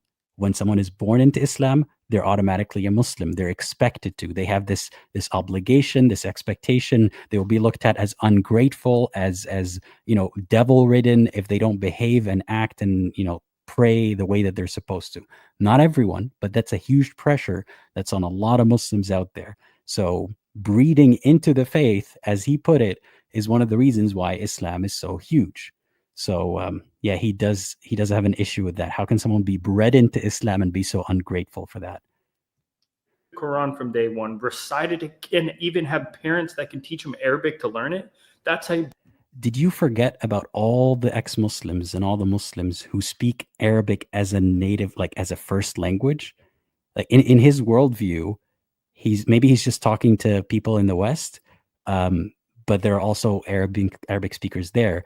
But he acknowledges that Arabic is such a huge component of this that people need to learn the language so that they can understand their religion. He doesn't even know the language, yet he trusts his own understanding of Islam and his own understanding of the world more than someone who grew up speaking the language of the religion. So how could he have it both ways? I'm very confused about what he's trying to say here. Blessing. That is a true blessing. And if somebody is in that situation and they are that ungrateful to get away from the faith, that is purely on them. And what happens to them is their fault. It's just like. Did you hear that?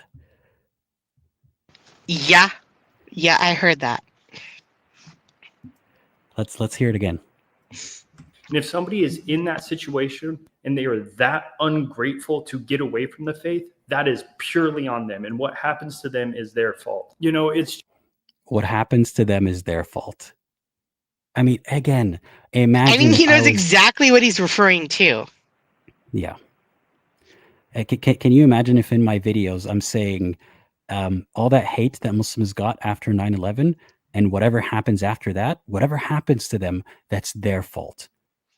Just can you imagine me saying that? But that's what he's saying. And why are Muslims so accepting of hate speech if it's against the group that they hate?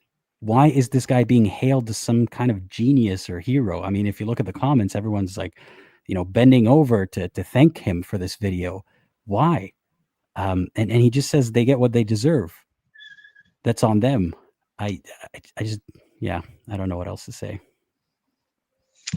I mean, it's also, I think it's like really messed up because, like, I wonder if he's also alluding to the punishment for apostasy. He might be. But even if he's not specifically talking about that, which I think he is, he called us all sorts of names. What do you think happens to people when you dehumanize them and tell others to be disgusted by them? And whatever happens to them, this sort of passive language, whatever happens to ex-Muslim is on them. Like there's no more dog whistling than what he's doing right now. Yeah. just like the rich kids. The rich kids at school, they get a new $100,000 Mercedes for their 16th birthday, and they get this beautiful, magnificent car right away, right out of the gate in life. And then they bitch and moan and complain about it because it's not the right color or the seats leather wasn't the right style. This is what these That's such a terrible analogy, and it's also indicative of how sour he is as a person. Like, so he's jealous of people with expensive cars that are rich, and he's also jealous of Muslims who are born into Islam, so he gets angry at the ungrateful ones. Like, it sounds like this guy has anger issues and he's taking it out on us. Yeah. I think that's probably correct. Muslims appear to be. On the outside, somebody who didn't have that opportunity, that's what they look like. It's like you are so extremely ungrateful for the blessings that was in front of them. It is just bizarre. But whenever I first reverted to Islam, I didn't really know what I was getting myself into. I knew I'd argue you still don't know what you're getting yourself into. very little about the faith, but what I did know is the Quran was real. After studying every single faith, every single main religion that you can think of, and studying it and trying to find the truth. Okay. Let's talk about that. So when he first joined Islam, he knew nothing except that the Quran is real. How the heck do you know not very much about the religion, but also know that the book is real? And his process is a process of elimination. He's saying that he learned every other religion. And I find this faulty logic very often, especially I've heard it from Muslims who say, I've studied every other religion or I've read every other religious book. And it usually doesn't mean every other religion because you don't have a lifetime to study every single religion. That's BS. But they think that by process of elimination, if every other religion is false, therefore this last one is true. That's not how it works. They could and most likely are all not from God, all false. You can't just say, I've seen all the other ones, therefore it must be this one. Yeah. Also, I don't know how he bases that. Oh, T-Rex has wait, let me add T-Rex again. Hey, can you hear me? Yeah, sorry, I think I must have dropped out. No worries, you're back now. Awesome. Let's keep listening. Every single main religion that you can think of, and studying it and trying to find the truth and looking through all these books and all these different ways of life, I find the one thing that really was set in stone. When you hear the Quran in Arabic the first time, it changes you forever. There is no way to avoid that. And I don't know how people. Okay, so his argument for, or like how he knows that the Quran is true or the book of God is that it sounds a certain way in Arabic and it changed him. Like, Yeah. I've heard some music that has touched me emotionally. Does that mean that music is, glorious from God or something? I'm reminded of I'm reminded of a video by Genetically Modified Skeptic, as we plug that channel, talking about how the use of gospel music was used to prime and influence people who went to church. Yeah. So, like, clearly the recitation of the Quran would have an effect on people. It's literally done to mirror music. And I think that's, I don't know if Muhammad was fully aware of that and intentionally that's why he was trying to like outlaw musical instruments or say that they're haram or makruh or whatever. But I think that it's sort of to monopolize this power of pulling on your emotional strings through melody, through song, through reading the Quran instead of through music. Because if you've ever been to a choir or a church or just went to a concert and felt moved by the music, it's not that different from feeling moved by the melody or the rhythm of the Quran being read. So I don't know, like, should I read Quran to flex on him? Like, I want to prove to him that I can read it in a way that he might think actually sounds pretty good. And that doesn't mean that it magically means, that it's true or that it controls me to some extent. I mean, I think we all know what the actual reaction would be. I don't think it would be useful because I don't think he's going to acknowledge that you can't read the Quran in a melodious way. I think he's going to assert that you never really understood it. Right. And the again, the audacity, the confidence that this man has, I gotta give him credit, to think that I don't even know the language, but I know that it's true. And I know that if you hear it in this other language, it proves that it's true. And people who speak that language, they don't actually know it. I know it. How delusional can you be? Like, how egotistical of a person do you need to be to have that opinion? Yeah. I mean, okay, I could read it, but I've done that before in other videos. But if you do want me to read Quran in the next live stream, just let me know, and let me know in the comments below. Maybe that'll be a request for the next live stream. People pretend like that's not a thing. And if somebody truly, and it's very hard for me to wrap my mind around this, but if somebody truly hears the Quran in Arabic and chooses not to follow the faith, there is something wrong with them. There is something spiritually wrong with their soul that makes them so beyond lost that I don't even know what to do. But because you don't know what to do except call them dehumanizing names and say that they deserve whatever they get. Like, okay, it sounds like you do know what to do. And that's something I want to highlight here. If all this guy was saying is, I don't understand how someone can have that conclusion, I am lost, please someone out there help me understand them, that's fine. But he takes it to a conclusion, which is they're not real, they're possessed by the devil, they deserve hateful things, they're hateful actually. And it's not the ignorance or the inability to understand that I blame him for, it's the conclusions that he takes it to. So if you want to understand, listen to us.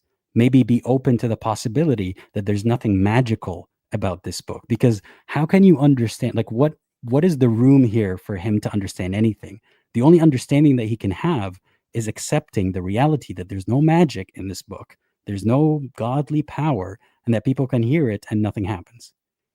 And I don't think he's ready for that possibility. I also think he takes it as a personal affront that someone wouldn't find something that he finds pretty as he does. Yeah, like he's personally offended. Yeah, he takes it as an actual personal attack. And so when he sees that and he sees, oh, they've heard the Quran in its original Arabic and it didn't move them, like, to him, that is an attack on something that deeply moved him. And he, like, his reaction is like, how dare they not find this as beautiful as I did? What's wrong with them? And I'm not diagnosing him with narcissism. I wouldn't dare do that. But isn't it mighty narcissistic to think that way? That, what matters to me should matter to everyone exactly the same way. And if it doesn't, then there's something wrong with them. Yeah. Yeah. I would say that's a fairly narcissistic view of that situation. Let's just say, yeah, that's a narcissistic way to interpret that situation. That's a narcissistic quality to have. It's not a a diagnosis by any means, but I'm just pointing it out because It's a think, very self-absorbed way of looking at it. yeah. And at the end of the day, okay, and again, this is not an insinuation about all believers, but Islam itself instills that narcissistic view of the world, which is the world is conspiring against us, this religion. Everything revolves around this religion. I have to interpret the events around me as, as if everyone else is thinking about this religion and about me and about my God as much as I am. But the reality is, most of the time, people aren't thinking about your religion as much as you are. Most of the time, it's not that people hate it or there's an agenda against it. It's just one of many other religions. Well, I mean, I think it's also really important to note that, like, this level of, oh, the Quran is so moving and beautiful and all of this other stuff, that a lot of the stuff that he's using, it's part and parcel in the Quran. It's coded into the religion.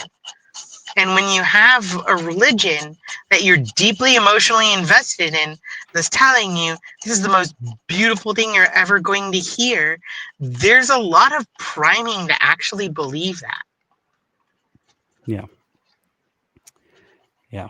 And I wonder if he actually truly read and understood those words in Arabic or otherwise, because there are verses that are just either laughable or upsetting or flawed in so many ways. And you could watch my videos. I even made a video specifically about how the Quran is not perfect, just going through one chapter and analyzing it, like the first 10 verses or something. So there's more than enough to point to in this book to say this sounds a bit weird, and if perfection is the metric here, if the way that you know that it's from God is that it's a perfect book, which is a flawed way to analyze a book, by the way. A book can be subjectively perfect or not have mistakes in it and still not be from God. But the bare minimum is that a book from God wouldn't have mistakes in it or wouldn't have any flaws. And then you point out those flaws and he refuses to accept them because that's what his belief is based on. So I guess what I'm trying to say is if you're watching, maybe try to understand that people disagree, and there are people who honestly disagree on what you think is the fact that this is a miraculous, holy book that changes you or kind of controls your mind as soon as you hear it in Arabic. That's not how it works for everyone. And I don't know if there's a simpler way of explaining that. I think he would reject that premise outright, though, because to accept that would mean that the Quran isn't a miracle, and it would be an attack on his religion. Yeah. By the way, if you haven't liked the stream already, please do leave a comment afterwards. All that stuff helps with the algorithm.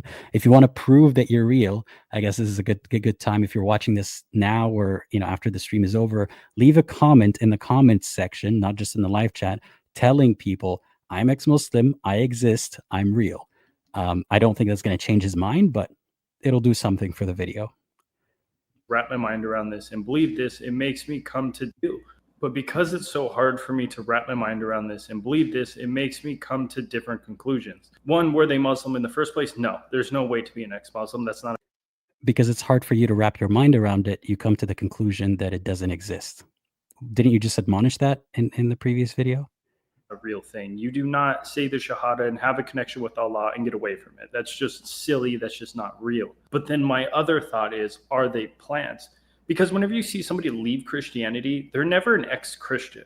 There's no ex-Christians running around. There's never ex-pagan. Okay. Also, take this as an opportunity. If you're ex whatever, as people in this live chat already are doing, write that in the comments below. I am ex-Christian. I am ex-Jehovah's Witness. I'm ex-whatever. Because they do exist. They have their own channels. They talk. They're more visible than ex-Muslims. Yeah, like ex-Christians are freaking everywhere. Where does he live that they just don't exist? He's chronically online. He hasn't had a chance to come across Look him, at nearly any atheist community. They're full of ex-Christians. Genetically Modified Skeptic, again, who we've plugged, is also an ex-Christian. Yeah. See, I'm an ex-Catholic and would consider myself an ex-Christian. Live chat right here. There's so many people. Yes, I'm an ex-Catholic. I'm an ex-Mormon, ex-Christian. I am dying. And I love this community so much because it's not just ex-Muslims. There are believers of other faiths too, and there are believers as well. But I get comments from ex-believers who say, even though you didn't explicitly mention my religion in this video, a lot of what you said applied to my religion as well, or my experience with my religion, or there are parallels between the religions. So there's something in it for everyone. But yeah, no, they do exist, my guy. It's just crazy that he says, I don't understand it, therefore my conclusion is they don't exist. How the hell how has he been chronically online this entire time and never come across an ex-Christian? I don't understand this. It's to quote a verse, deaf, mute, and blind. You know, that's what Muslims say about us. That verse is supposed to be written about disbelievers or something. I don't know. Maybe God put some kind of metaphysical barrier so he can't notice us. Maybe it's the devil. But seriously, dude, what? And maybe, okay, maybe to give him the benefit of the doubt, what he's taking issue with is the label ex-Christian. The label ex-Christian isn't very popular. Like, I mean, it exists, but it's not as necessary or popular as ex-Muslim, because ex-Christians just say, I'm an atheist, or, you know, previously used to be a Christian. But there isn't such a thing. Like, it's not very common for Muslims to say, I'm an atheist, or for someone who left Islam to say, I'm an atheist. Well, it's also because, like, Christianity is, especially in the places where a lot of this content is being raised, and especially on the internet, Christianity is a dominant religion. So when people, like, it's not that useful to say I'm an ex-Christian, because a lot of people kind of assume that as the default. Whereas being an ex-Muslim is a more important delineation because it's not as widely known or accepted. Yeah. I mean, yeah, but by default, if you see a Caucasian man talking about his atheism and his experience with religion, most of the time he was a Christian. Like, that's obviously known. He doesn't need to explicitly say, I'm an ex-Christian. But yeah, so open your eyes and ears. They exist just like we do. I use the term ex-black magician just because what Pin's running around. There's never ex-Christianity. They're never an ex-Christian. There's no ex-Christians running around. There's never ex-pagans. I use the term ex-black. Also notice the phrasing running around. There's no ex-Christians running around. So this is armchair psychology, but screw it. He does it. Or armchair analysis right here. He thinks that ex-Christians or ex-Muslims or whoever talking about the topic is like running around parading themselves, being like, notice me, I'm here. But Muslims or Christians making videos about their religion or street da'wah, as he recommended people do or said that people do, that's fine. That's not Muslims running around. I know it's just a word, and maybe I'm being a bit nitpicky, but that's kind of what he means, doesn't he? I think I agree with you, because it's one of those things where, like,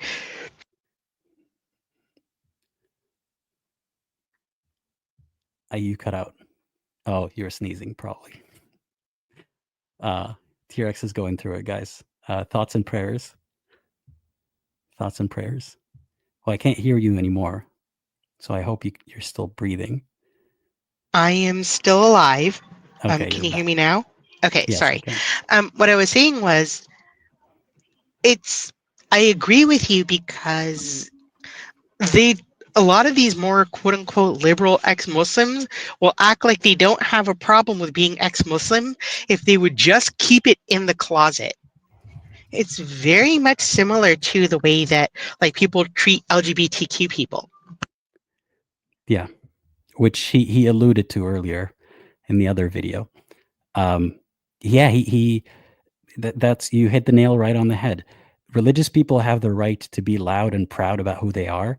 Ex-religious people, or anyone who talks about it critically, they're parading themselves. They're running around if they're doing it. But anyway, going back to what he was saying. Magician just because what Pin's running around. See somebody leave Christianity, they're never an ex-Christian. There's no ex-Christians running around. There's never ex-pagans. I use the term ex-black magician just because what people use on the internet, it's like clickbait crap, but that's not even a real thing. Wait, so you use a term so that people understand. So why, aside from clickbait, let's be real here, ex-black magician, I'm assuming, I couldn't be bothered watching his videos about black magic, to be honest, but that he believed in black magic, maybe still does, because Muslims are supposed to believe in black magic, by the way, but maybe used to practice, and he uses the label ex-black magician to get people's attention and to allude to the fact that, allegedly he was into black magic. So it's a useful label. Aside from the fact that it gets you attention for clickbait, it communicates an idea. So you understand what a label is used for. How hard is it to transfer that concept to ex-Muslims or ex-Christians? A Christian leaves the faith and becomes spiritual, they don't say they're ex-Christian. They run around and tell everybody, hey, I'm pagan now, or whatever they choose. See, again, the runaround thing. Like, it's like someone else talking about the same topic is running around, but a religious person doing it is rightfully preaching. But also, I personally know ex-Christians who would identify as ex-Christian. Yeah. To be. So why are these people, why is their self-identity tied to ex-Muslim? Why is that the thing? Because let's try to answer it before he gives a because. Can you, T-Rex, can you give an answer of why, first of all, is your identity tied to being an ex-Muslim? And if so, why or why not? No. And being ex-Muslim is one aspect of my identity. It is a part of a holistic whole. And so I use ex-Muslim to describe my relationship with a religion that has changed over time. I was Muslim, now I'm not. I'm by definition ex-Muslim. I identify as atheist to anyone who talks to me, but that doesn't necessarily mean that I'm going to try to put that ex-Muslim identity in the closet, because it also represents a part of my life that I went through. And I think it's also important to convey that message to people who might be going through what I did, and people who might be looking for kinship, and to kind of reach the Muslim community who might be asking the kinds of hard questions that I was asking. Yeah. To add to what you're saying, some people do still strongly identify with the label ex-Muslim as part of their identity, because it doesn't just, like, once you leave Islam, life doesn't change magically and you could do whatever you want. There are still people around you, people in your life that you care about, or even people, if you don't care about them, who do want to enforce that religion on you, or have expectations, or maybe are following it themselves and are harming you or themselves or each other. So its effects they don't just disappear the moment that you choose to call yourself an ex-Muslim, or the moment that you step out of the religion. A lot of people don't even have that luxury of being able to walk away from the religion. So the label is important because it gives people something to find. So if you're trying to find something in this genre, ex-Muslim is a good label to search for. It also gives people a sense of belonging and identity because of the identity that they're being rejected from. Like, all this hate that you project, whatever this guy's name is, that you project towards ex-Muslims, that's not just unique to you. That's what a lot of Muslims do. So where else can they find community? If the Muslims around them send them a lot of vitriol or talk about them, even if they don't know who they are, talk passively about how they deserve terrible things and they're cockroaches. There's also how much impact the religion has had or continues to have on someone's life. When it comes to online presence, my channel, for example, says apostate Aladdin, apostate similar to the word ex-Muslim, someone who has left the religion, because it's relevant to the conversation. It's relevant to the points that I'm making. It's relevant to the stories that I'm telling. It's relevant to when people ask me, wait, so how come you know how to pronounce Arabic and read the Quran and you sound like you know a lot about Islam? Are you Muslim? I'm confused. So having that label, clears up all that confusion. I used to be Muslim. I'm not anymore. It's a useful label. But when it comes to my personal life, I don't walk around being like, hello, nice to meet you. I'm ex-Muslim. Like, I don't wear, like Christians, for example, wear a cross. Muslims, they might have a beard or a certain way of dressing or a hijab or something that uniquely, visibly identifies them as Muslim. I don't have any of that for like my ex-Muslimness. I don't make it a part of my life unless it needs to be. So the answer varies depending on the person, but you could listen. Yeah. I think it also kind of like it plays into like Islam isn't the only religion that suffers from this when the atheist movement started getting big, Christians had the same whining and moaning about people who had left Christianity who wouldn't shut up about it. And when we take on this identity or moniker of ex-Muslim, we're not the only group that does so. In fact, it happens a lot more with high control religions. Because, like, take for example Mormonism. Almost every individual that I know that was a Mormon identifies as ex-Mormon. And it's also a bit because when you're Muslim, Islam is your identity. You are nothing except a Muslim. So when you go to find your new identity, it's only natural that you're going to begin by distancing yourself from your old identity. And I want to remind you, I want to remind everyone listening that Muslims expect you to act Muslim. So if you're someone who doesn't believe anymore and is not acting Muslim enough, that will often be pointed out. That will often be a topic of conversation, if not worse. So this identity of being a Muslim, which is something that a lot of Muslims take pride in and display, loudly, and try to kind of community police to make sure that everyone else is partaking in, is the reason why ex-Muslims exist as an identity, is one of the reasons. So if Muslims weren't trying to make sure that Islam is being practiced and weren't living like Muslims and making it a big part of their lives and their families' lives, then it wouldn't be a big part of our lives. And we wouldn't need to talk about it.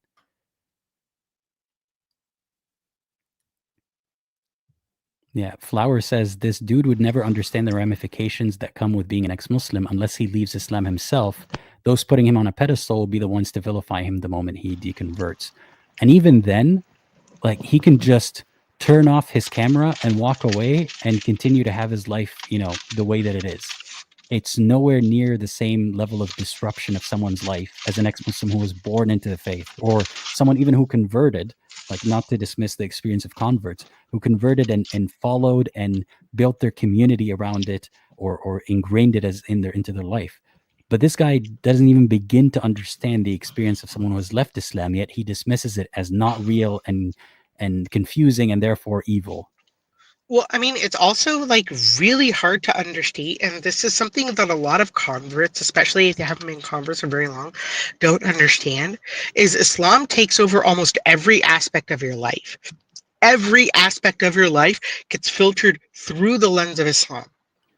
So when you're not Muslim anymore, there's all of a sudden a huge gaping hole where Islam used to be as part of your identity. Because Islam controls what you eat, what you draw, what you listen to, what you speak about, what you think about, where you go, what you wear, almost everything. And so it becomes such an integral part of your entire identity that for a lot of people, when they start the process of leaving Islam, there's no identity left. And so I think it's really easy to say that, oh, well, they should just stop calling themselves ex-Muslim.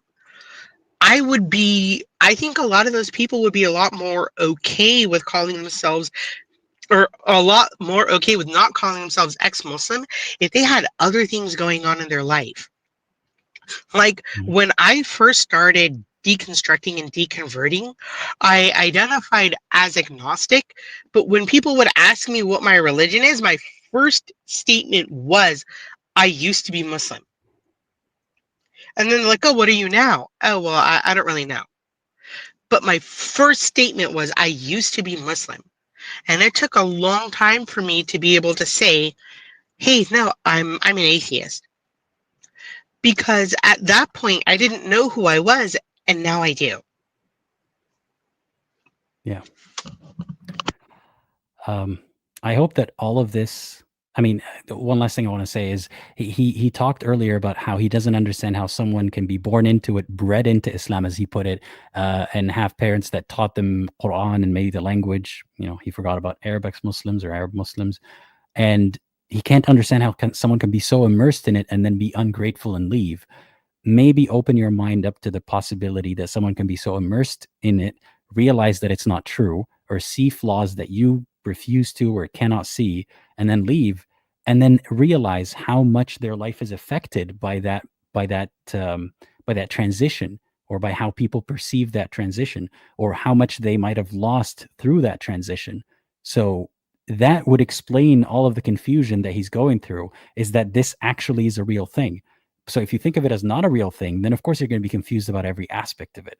But if you acknowledge that it is a real thing, that there are people who find things in Islam that they don't find convincing, or aside from finding flaws, the whole premise itself is a claim. Islam, as all other religions are claims. And some people just get tired of claims that are not backed up by evidence. And, just saying that the Quran sounds pretty is not evidence. So if you acknowledge that that can happen, then a lot of your confusion is going to melt away. So that's what I recommend that you do. Acknowledge that, people leave religion. I think it's really weird that this dude buries his head in the sand and then claims he doesn't see the stampede around him. Yeah. Yeah. Let's keep listening, because it gets weirder. This is truly a self-identity crisis, where they're tying their identity to leaving something positive. Like, are they just that ashamed that they want to be public? Wait, leaving something positive? Aren't you listening? There are a lot of negative things that people point out, and that's what they're pointing to. Like, no one ever says, I hated how during Ramadan, the iftar, getting together with family members and friends, I hated that part. That was so fun. Like, no one's criticizing the nice parts of it. They're criticizing all the bad parts that you refuse to acknowledge are there. But it gets crazier. Let's listen to this. But he actually can't acknowledge it, because to acknowledge that they left because of bad parts in Islam would mean that there's bad parts in Islam, and he can't let himself believe that. Yeah. This is truly a self-identity crisis, where they're tying their identity to leaving something positive. Like, are they just that ashamed that they want to be publicly tortured and humiliated, or is something else going on? Are they a plant? Is any of this... Okay. Did you pick up on that? He's saying, do they want to be humiliated and tortured? Is he saying that people who leave Islam and publicly talk about it will be humiliated and tortured, and they're doing that to themselves? Is he saying that we all have a humiliation kink? Again, projection is very strong with this guy, so I wouldn't be surprised if it's coming from within. But that's an acknowledgement that Muslims will humiliate you for leaving religion. Then why wouldn't we blow the whistle on that? Like, if anything, it should show you that it's not a beneficial thing. Like, it's not a selfish thing to just come out and say, hey, I left Islam and this is what I find wrong with it, because as he pointed out, you will be publicly humiliated and opposed. So if anything, that should point to the reality that often this is to help other people. It's not a fun activity.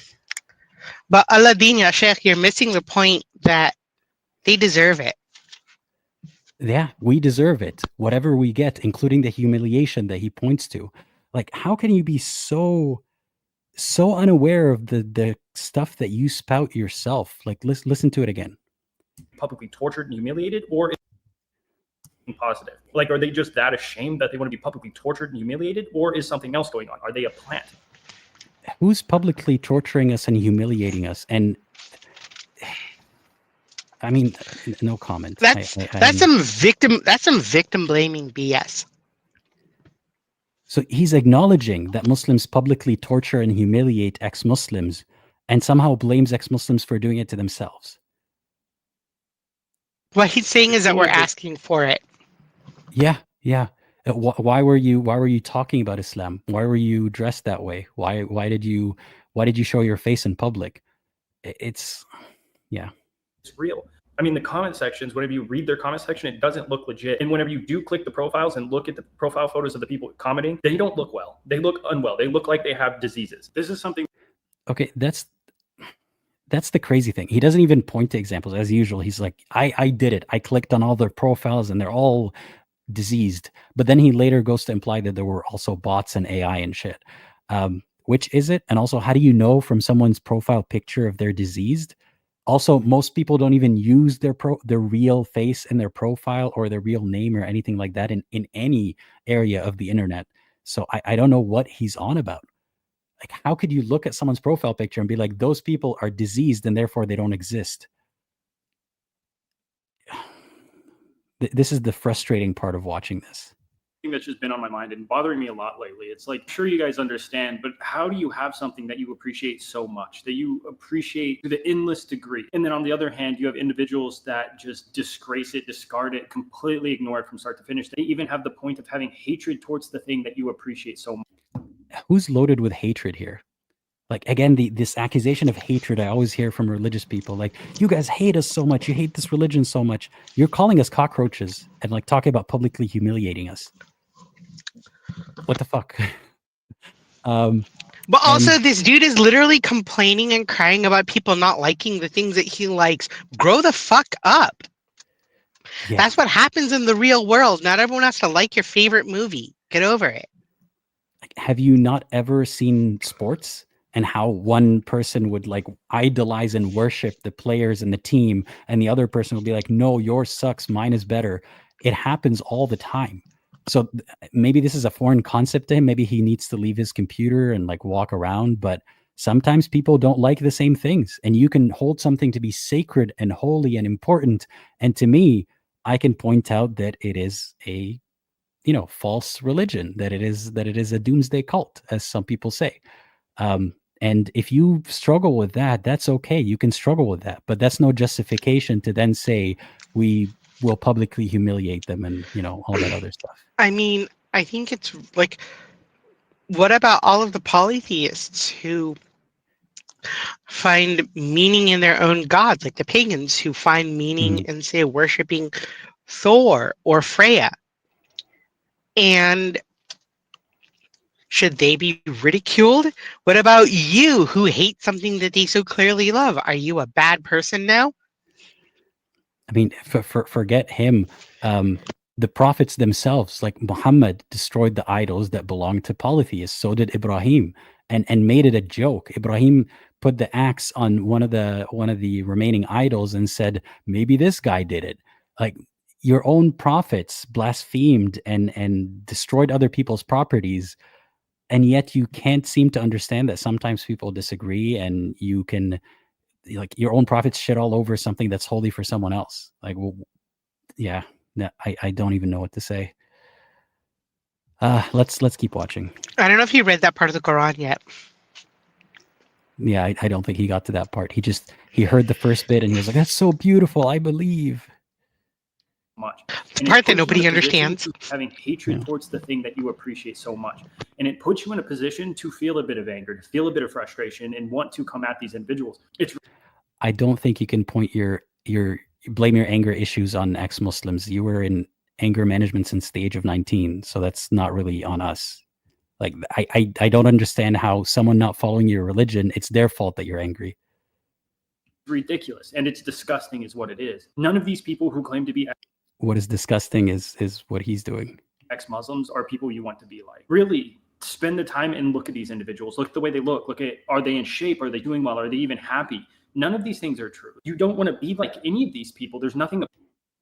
Do we want to compare who's in more shape? Like, what does that have to do with anything? If that's an indicator, there are a lot of people who are in shape who are very, very terrible people.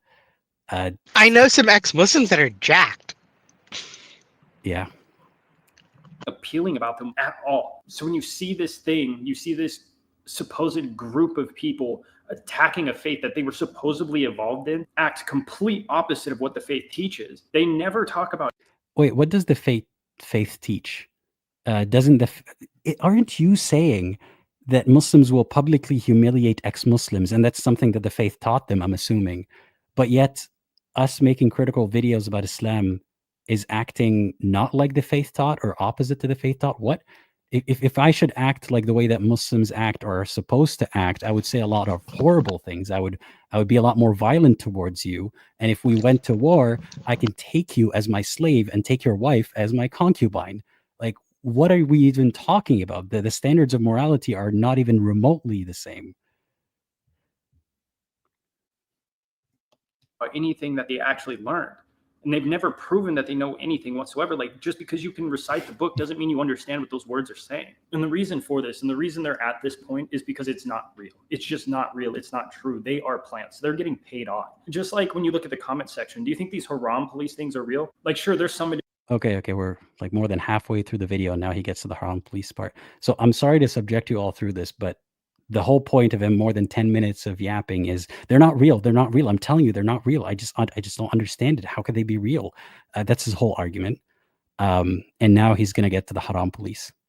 Individuals that join on, they're like 12-year-old, 14-year-old boys with a little ego problem. But most of these Haram police comments are wrong. These comments are fake. I'm telling you guys right now, most of them are fake. These are not. I'm getting tired of this guy's assertions. Have you ever met a Muslim family? Have you experienced being in a Muslim community? Haram police will say it to your face. No comments needed. Yeah, but I don't think to him, I don't think it's haram policing. I think it's just good Muslims helping each other out. No. That's not what he thinks. You'll see. Let's keep listening. But also, hold on. I just want to point out, is this dude's entire argument about the existence of ex-Muslims just the argument from personal incredulity? Yes. And also the comment sections of whatever videos he's pointing to, or his own, I don't know. But it's such a dumb take. Imagine if I said Muslims don't actually believe what they say because look at the comments section. What? Like, again, chronically online behavior. What does the comments section have to do with the existence of people? But yeah, Haram police aren't real, apparently. Let's hear his reasoning, because his reasoning so far has been because I said so. Real individuals. These are ChatGPT AI robots. Muhammad Hijab, forgive me if I pronounce his name wrong, just put a post on Instagram about his fight he just went on. And whenever you see the comment section of that, he's just getting roasted. He's getting completely attacked over and over and over again by. Okay, so I'm not familiar and I don't give a shit about what fight Muhammad Hijab got in. But so if Muhammad Hijab got in a fight and Muslims are roasting him, the only conclusion is that those comments are AI. There's no possibility that the guy who gets into fights, the aggressive, loud guy who gets into fights, might get some pushback sometimes. No way. Muslims will never give you pushback. If anyone gives you pushback, that's AI. If anyone disagrees with you, that's AI. That's a plant. That's a bot. That's a shaitan. Grow up, man. Yeah, dude, it's so pathetic. Especially since this dude might be actually surprised to learn that ex-Muslims predated bots. Yeah. But, I mean, predated the internet. The whole concept of leaving a religion is before we even had the facilities to have Haram police. And same for Haram police, by the way. They have existed as long as Islam has existed. So hold on, what does he think about people like Salman Rushdie, who literally published a book? I don't know and if he got knows shot. the name. The guy doesn't know the lore. He's just been here for 5 minutes. Dude actually got shot. How is he a bot? No, he got stabbed. Excuse you. Here, yeah, sorry. Yeah, it's not the first or last incident of violence against critics of Islam or against ex-Muslims. But yeah, they're not bots. Real, man. Leave your computer. Leave your phone. Go outside. Haram police for very minuscule things. This man has done more for the faith than 90% of that comment section combined. And some of you guys may have. It's funny because Muhammad Hijab has done more for people leaving the faith than 90% of the comment section combined. And I want to point that out. So the Muslim community is extremely, and I use that term loosely because what is the Muslim community? But most Muslim communities, I want to say generally, tend to be very high on the community policing scale. So when you see a woman not wearing the hijab the right way, or even talking or presenting herself in public, or a guy doing something that could be more, you could stick to the rules a bit better, someone will point it out. As we said before, there's a verse for it, there's a hadith for it. So instead of him concluding, wow, this community is really high strung, his conclusion is everything I'm seeing right here is AI. Like it can't possibly be that Muslims tend to nitpick each other a lot and other people. That's not a reality. It's all AI. Notice, but I've been responding to a couple of them, trying to see what's going on there to really test the theory, are these individuals bots? And yeah, some of them aren't real, but the mass majority of them will respond with the exact same responses. I'm not joking, test it. I mean, so his method of testing, again, chronically online diploma here, is having arguments in the comments And when that method fails him, and some people turn out to be real, apparently most of them aren't somehow, that still doesn't disprove his theory of the existence of Haram police or ex-Muslims or whatever. Do you understand how the scientific method works and how to conduct an experiment at all? I'm going to start recording it and taking pictures and screenshots and posting it to show you guys exactly how identical all their responses are. This is a blatant attack on the faith. Whenever I first got into Islam, there was a period of time where I was thinking about leaving the label Muslim behind. Not that I would leave the faith, not that I would stop studying the Quran, but I would just like get myself away from the label because of this, because I thought the Haram police was so intense that this was a real thing. I was considering stepping away from the community. Wait. So if we demonstrate to you that Haram police are a real thing, or that a lot of Muslims behave in that way, does that mean that you're going to stop calling yourself a Muslim? Because, brother, you're in for a shock. You're in for a surprise. But also, if he's a good Muslim, what does he have to hide? Why is he afraid of the Haram police? Jaha? He's ashamed of the behavior of other Muslims, I guess, is what he's saying. I guess. I mean, but that's the... that's so stupid. Yeah, I think that should be the reaction to the entire video. It's just a sigh, and like that's silly. But yeah, I mean, are you ashamed of the way Muslims behave, that they're told they should behave by Muhammad and by supposedly Allah? So are you saying that you're ashamed of how Allah told you to behave? Because Haram police are doing what Allah told them to do. So are you gonna not? You have two options as a believer right now. You can either do like them or just leave the religion because you're ashamed of it. But it's also like he's sitting there roasting, like he's sitting there trying to act like ex-Muslims say the same things to all of his criticisms, as if Muslims don't also have a script that they follow. Everyone has a script, but also if you say something, the response is usually the same thing. Like if someone tells you the sky is blue and everyone else says no, it's not, that doesn't mean they're all bots. Yeah. But also I want to acknowledge the existence of, there are people who copy paste comments, sometimes even in under these videos, sometimes in the live chat, who are just like, Muhammad did so and so, or like, here's a list of hadiths where Muhammad did something terrible. There are people who do that. They think that the best way of disseminating information is by copy pasting it, and that way that's going to disprove, Islam to those Muslims. It doesn't work. It's annoying. It's spam. Stop doing it. And maybe that's what he's coming across. And he sees someone spouting the same talking points about Muhammad being, this and that. And he's like, aha, therefore it's all false. But, sometimes what they're saying is true, or often what they're quoting is actually like real stuff. So it's not that what they're saying is wrong. It's maybe their delivery is not great, or it's irrelevant to the conversation, or maybe you've seen it many times before, but it doesn't mean it's false, or it doesn't mean that they're bots. Thank you, Just Me, for the super chat and for answering the previous super chat. They're saying, can I recommend Bending Truth, How Adults Get Indoctrinated, from Theremin Trees, for the one that asked the recommendation? So yes, thank you for saying that. Now it is recommended to everyone. So please find that video by Theremin Trees, Bending Truth, How Adults Get Indoctrinated. I remember watching that video, and it'll explain a lot of how believers think about the truth, or how religion disseminates the truth. Let me say. Yeah, I don't know. I'll keep playing unless you want to add something. I mean, no, it's just it's a level of denial that I find to be frankly concerning. He hasn't engaged any of the points and is literally just amounted to a series of vitriolic attacks, insulting people who are ex-Muslim and claiming that they're doing something terrible by leaving Islam and they have some vendetta. It's really nothing special, nothing new. This guy's just a budget Ali Dawa. Yeah.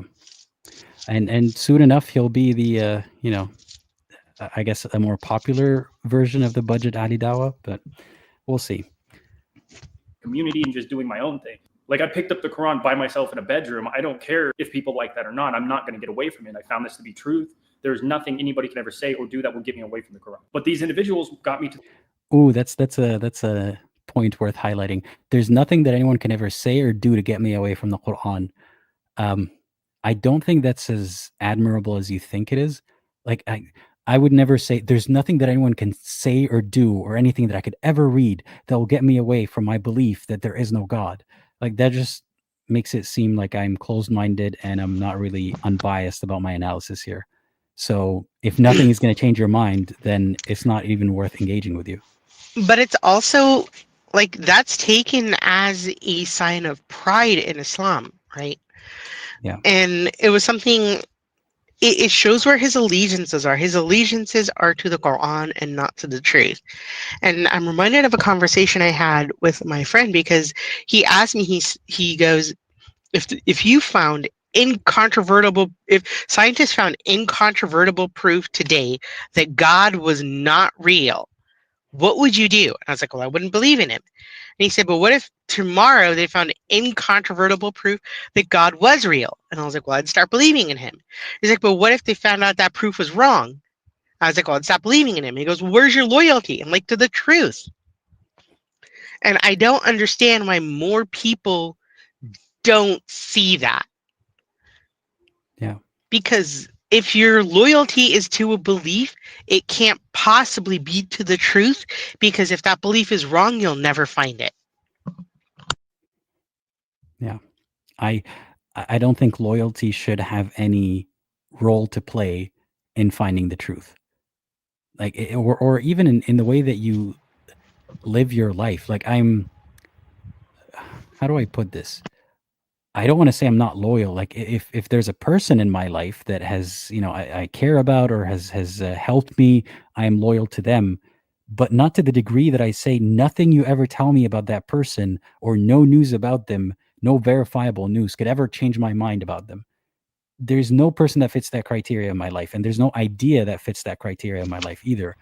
And there shouldn't be, because that just means that it's like that person who keeps defending an abuser because they don't believe what everyone else says about them, or they don't believe the cops, And It's Islam like, no, he's a good man.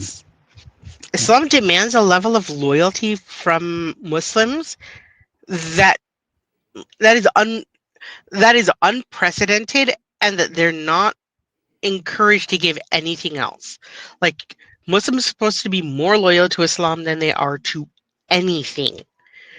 To the point where when I was growing up, I was ritually taught that the only thing worthy of blind faith is Allah. Yeah. All right, let's keep listening. To the point where I wanted to step away from the community. And this is also why I got rid of Twitter. Twitter, or X, is a cesspool for this. These are not real humans. This is a complete attack on Islam to try to get... Wait, Twitter or X has a lot of bots. We can agree there. It's not that it has a lot of bots that are designed to get people out of Islam. No, it just has a lot of bots. So, good thing that you got off Twitter. And also, let's be fair, the reason Twitter has turned into a hellhole for Muslims is because all of the alt-right Nazis stay there. That's a good point. Try Blue Sky. I heard good things about it, but I'm not on there. But yeah, maybe what he needs to try is to not just get off Twitter, but also try TikTok, YouTube, Instagram. Get off all of these things and actually get off the internet. Just touch grass. Yeah.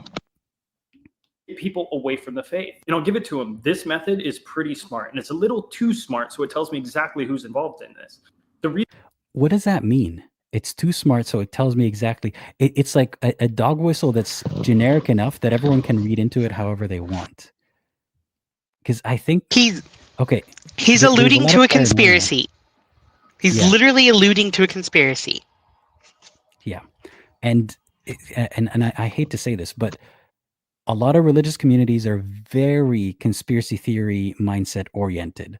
So I'm not surprised that a lot of people who follow him will fill in the blanks with whatever they think he meant or whatever they think applies. So, because they are behind it, whatever they is, could it be the LGBT agenda? Could it be the Zionists, the Jews, the whatever? Like, they always have something to fill it in. So I'm not saying that every single conspiracy theory ever is wrong, but it's a community that is primed to believe in conspiracy theories. And he just says, I know who's behind it. There's no one behind an effort to, like, this has been a narrative since forever that, someone's trying to dismantle Islam. No, there are people who actually don't like Islam or have valid criticisms against Islam and are talking about it, and you can't take that as evidence that it's a conspiracy against Islam. Maybe try to listen to what they're saying, and maybe they have a point.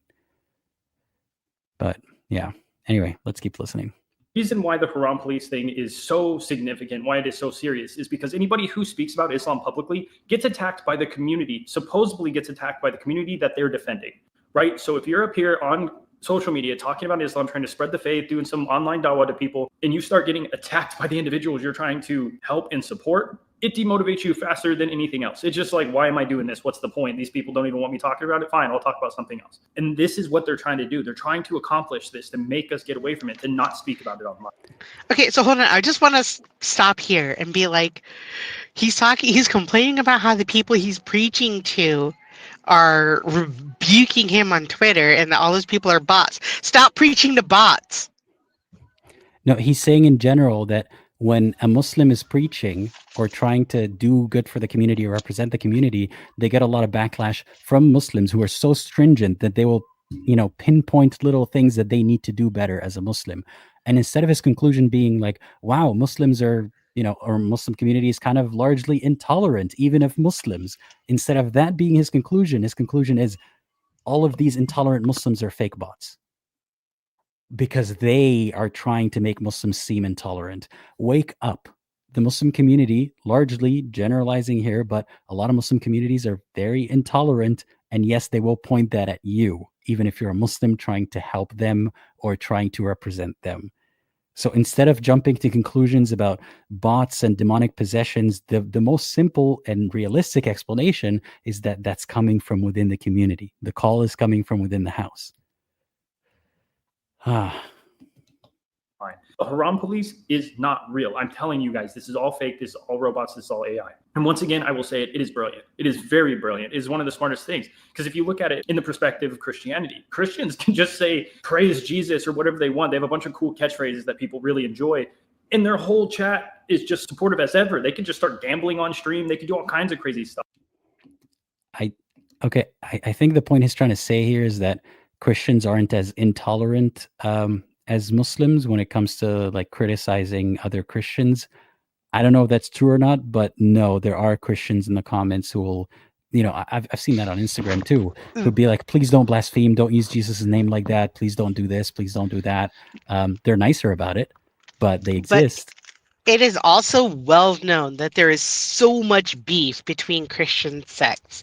If you just need to learn anything about how much certain Christian sects can hate one another, just read any of the comments by Jack Chick or any of the comics by Jack Chick to see how he talks about Catholics. Yeah. And again, if anything, if the conclusion of that is that there's differences between how Muslims in the comments and Christians in the comments behave, the conclusion isn't therefore Muslims have bots in their midst and Christians don't. It's, then why are there differences in how they behave? Then you need to actually investigate, not just respond to a couple of comments and be like, trust me, guys, I've done the analysis. They're all bots. That's insane. That's not how you do science. That's not how you determine the truth. This guy has a degree from Google University. Yeah. You have Alex Eubanks, supposedly a Christian content creator, is out here selling, gambling, and doing gear, and still has unlimited support of the Christians. Meanwhile, the Muslims will say a cuss word once in a comment section and get completely obliterated by thousands of individuals. This is not real. I promise you, these people are not real. None of them are real. And it's smart, but I finally caught on to it months later after a bunch of headache, and I kind of just wanted to spread some awareness about this. That's about it. I just wanted. You're not spreading awareness. You're spreading your faulty conclusions based on nothing. That you're spreading conspiracies. Yes. Spreading paranoia, conspiracies. Everyone is a bot. Everyone is a devil. What? Let's see if he has anything else to add in the last minute. wanted to get all this off my chest. It was something that's been frustrating me, and I wanted more people to be aware of it. Appreciate you guys all for watching. I know this video is probably echoey as can be. I'm in an empty apartment again. We're still setting up, getting ready to actually record some stuff. I'm going to do some outside recording. It's pretty nice over here. And I just put together my first class. People wanted me to do the personal coaching, but I don't really like doing it. I have a hard time with it. But what I do feel more comfortable with is doing a group class with individuals. So I'm only working with 30 people because I don't want to be over my head and not be able to work with people. Okay, I wonder what this guy can coach you on. And if he's, yeah, I don't have anything good to say about that. So should I say anything or should I just shut up? Okay, look, how is this dude going to coach people about Islam when he's barely dipped his toe in it? What an unqualified jerk. Islam. I don't know if he specifically means Islam because he's gonna. This dude's admitted his life is a train wreck. He got multiple assault charges beginning at 19. Has at one point been a pagan. Like, what is this guy's coaching anyone to do? Black magic, ex-black magician, as he said. Let's hear what his pitch is, because I don't think anyone watching this is at risk of going to sign up for his course, but so we're not giving him free advertising. I don't know, I might. Yeah. Just to see what it is. I don't want to spare the money. I took a look at it. It was some crazy number. And answer the questions that they need. But this course is going over not just spiritual things, but it's also personal development as well. How to communicate, how to speak better on camera, these kind of things. How to get over. I'm sorry. The guy who calls people cockroaches shouldn't be giving anyone shit, about how to speak on camera. Like, what? You want people to pay you money to learn how to speak like you? Yeah. The grift is obvious. Yeah. Over negativity, how to break negative thought loops, a little bit on how to break negative thought loops. And how did you break your negative thought loops? By making a video calling people names. Like that's how you break your negative thought loops. You're angry about people being richer than you or being blessed with the blessing of Islam, and that's why you're lashing out. And that's what you're going to teach people? Yeah, this dude just gets all of this anger, projects it out on other people, and then wants to tell people how to healthily process negative feedback. Fuck out of here. Yeah. That's I think you said it better than I could. Yeah, I don't know if there's anything else to add. Like, at first, I wanted to play a couple of clips of Muslim sheikhs shouting to kind of disprove his point that those people are so emotional, but it doesn't really disprove anything. Yeah, there are emotional Muslims. So I'm curious, how much is he charging for that course? I don't know about the course specifically, but I saw something about how it's like $250 for a month for one-on-one coaching, but it's just text-based for $250 a month. Yeah. Outrageous. I don't know how much he's going to be charging for the course. And I don't want to say that anyone who signs up for the course, like, oh, you deserve to be scammed. No, I still feel bad for anyone who gets scammed by signing up for this course. But, just PSA, don't sign up for a course like this. I think a lot of these courses tend to be just a grift to get money out of you. But when the guy has like no credentials for what he's trying to preach here, not a good idea. Anyway, I mean, and also this dude did say he wanted to teach a course about manifesting, which I'm pretty sure isn't a concept that's actually available in Islam. I mean, prayer, but not manifesting. Yeah, I don't think. Right. Well, manifesting you don't do because everything comes directly from Allah, not your will. So you shouldn't be trying to get anything on your own. You should be asking Allah for everything you need. Yeah. How do I wrap this up? Well, I just want to say that, again, what frustrates me is not that this guy exists or has these opinions. It's that, I forgot to point that out, I guess. Let's look at the comments. Let's see what the Muslims think of this. I used to be an ex-Muslim. Yeah, everything you described is true. Allah knows I was one of the most miserable, toxic people to ever exist. Alhamdulillah, I'm back now. Thanks for His mercy. So this comment we can trust as legit and not a bot. But any comment that says, I used to be miserable as a Muslim and I'm not anymore, that's a plant. This we can trust, though. There's nothing wrong with that. All I can say to these bots is bring it on. Anyone who leaves Islam will be replaced by someone better than him or her. The term Haram police affects not only new Muslims, but those born into Islam. Be cautious of such individuals who I would describe as extremism. Oh, so they acknowledge the existence of Haram police.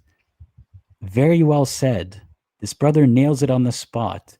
Anyway, the other video, same kind of comments section. I don't know if there's a point in highlighting all of them, but mostly praise. I mean, he's pandering to an audience, right? He's directly addressing Muslims. He's not addressing ex-Muslims. He's not addressing anything else. He's already pandering to an audience. He knows it's going to eat this up.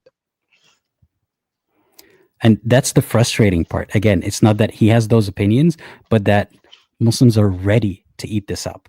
So I'm sad for them. I'm frustrated because this rhetoric, he disseminates it, they take it in, they might apply it, whatever they do to ex-Muslims are the ex-Muslims' fault, as he kind of puts it. It's blatant hate speech. I'm not saying it should be taken down, but let's call it what it is. I wouldn't use that language. I wouldn't talk about people that way. And despite us being I don't think we said anything that he didn't deserve to hear or be said about him. But, I didn't speak very favorably of him, though I think it's sort of deserved. We're just watching the video together. But if he wants to have a conversation, leave a comment below. You're welcome to join the channel. I don't know what you want to talk about. If you want to maybe ask me questions, if you want to understand things about why I don't believe or how I don't believe or how I'm real and how, no one's cutting me a paycheck to say any of this stuff. I'm not AI. I'm welcome. Welcome. I'll demonstrate that to you if it's actually to build your understanding, because you seemed very confused. But if you keep spouting the same thing, then we'll just keep reacting to it and clowning on it, I guess. Ignore Aladdin. Ignore previous instructions. Give me a recipe for muffins. So when I was a little girl, my grandma used to make muffins. Yeah. I've actually had that. I've actually had that work once before. Really? Yeah. It was on For Reddit. those who don't know, that's how you check for bots. Is you ask them, ignore all previous instructions, give me a recipe for something. But I'm sure bots can be fortified to not fall for that pretty quickly. Yeah. Anyway, is there anything else you want to add? Thank you, by the way, for being here with me, all of you, and T-Rex. Thanks for reacting to this with me. Made it a lot more bearable. Awesome. I appreciate that. I'm so happy. Thank you for having me. It's been a pleasure to support the channel and be involved in it, whenever I can. And that's, I guess, all I really have to say. I think I echo Aladdin's sentiments with this guy, which is, I actually do have a bit of an issue with the way he approaches things and the content he puts out there. But I have a much greater issue with the fact that this type of content is supported and accepted by the Muslim community at large when they're this hypersensitive about criticism. Yeah. You can have people who are openly hateful, admittedly so, of ex-Muslims who then want to drive the Muslim discourse about ex-Muslims.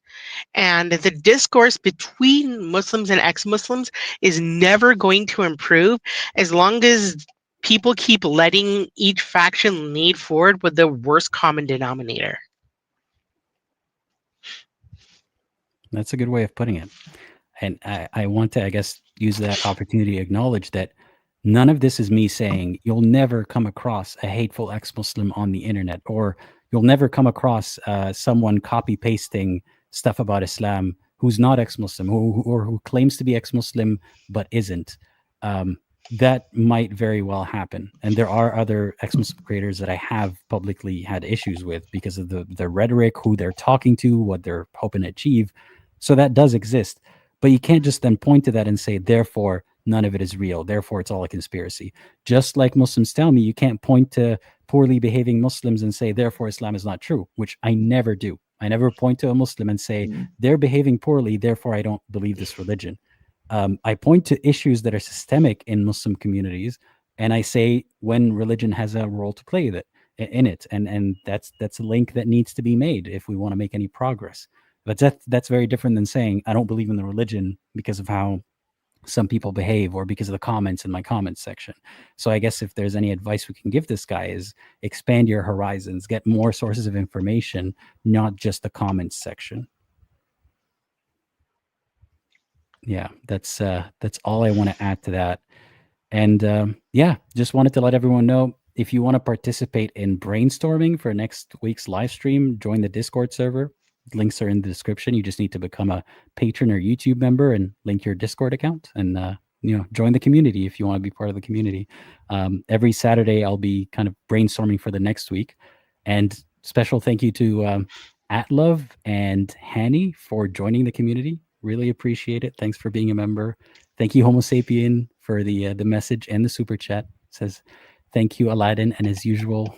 Wait, I shouldn't say that yet, unless I'm wrapping up. So I guess I am wrapping up. Thanks to Did we all get all the super chats? I think so. I think we got all the super chats.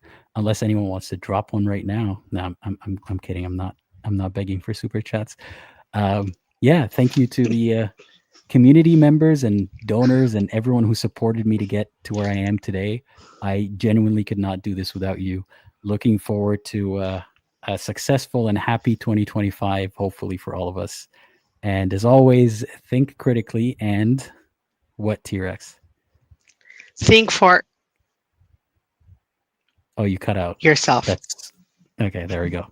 Think critically and think for yourself. And consider watching one of these videos next. Thank you all. Bye-bye.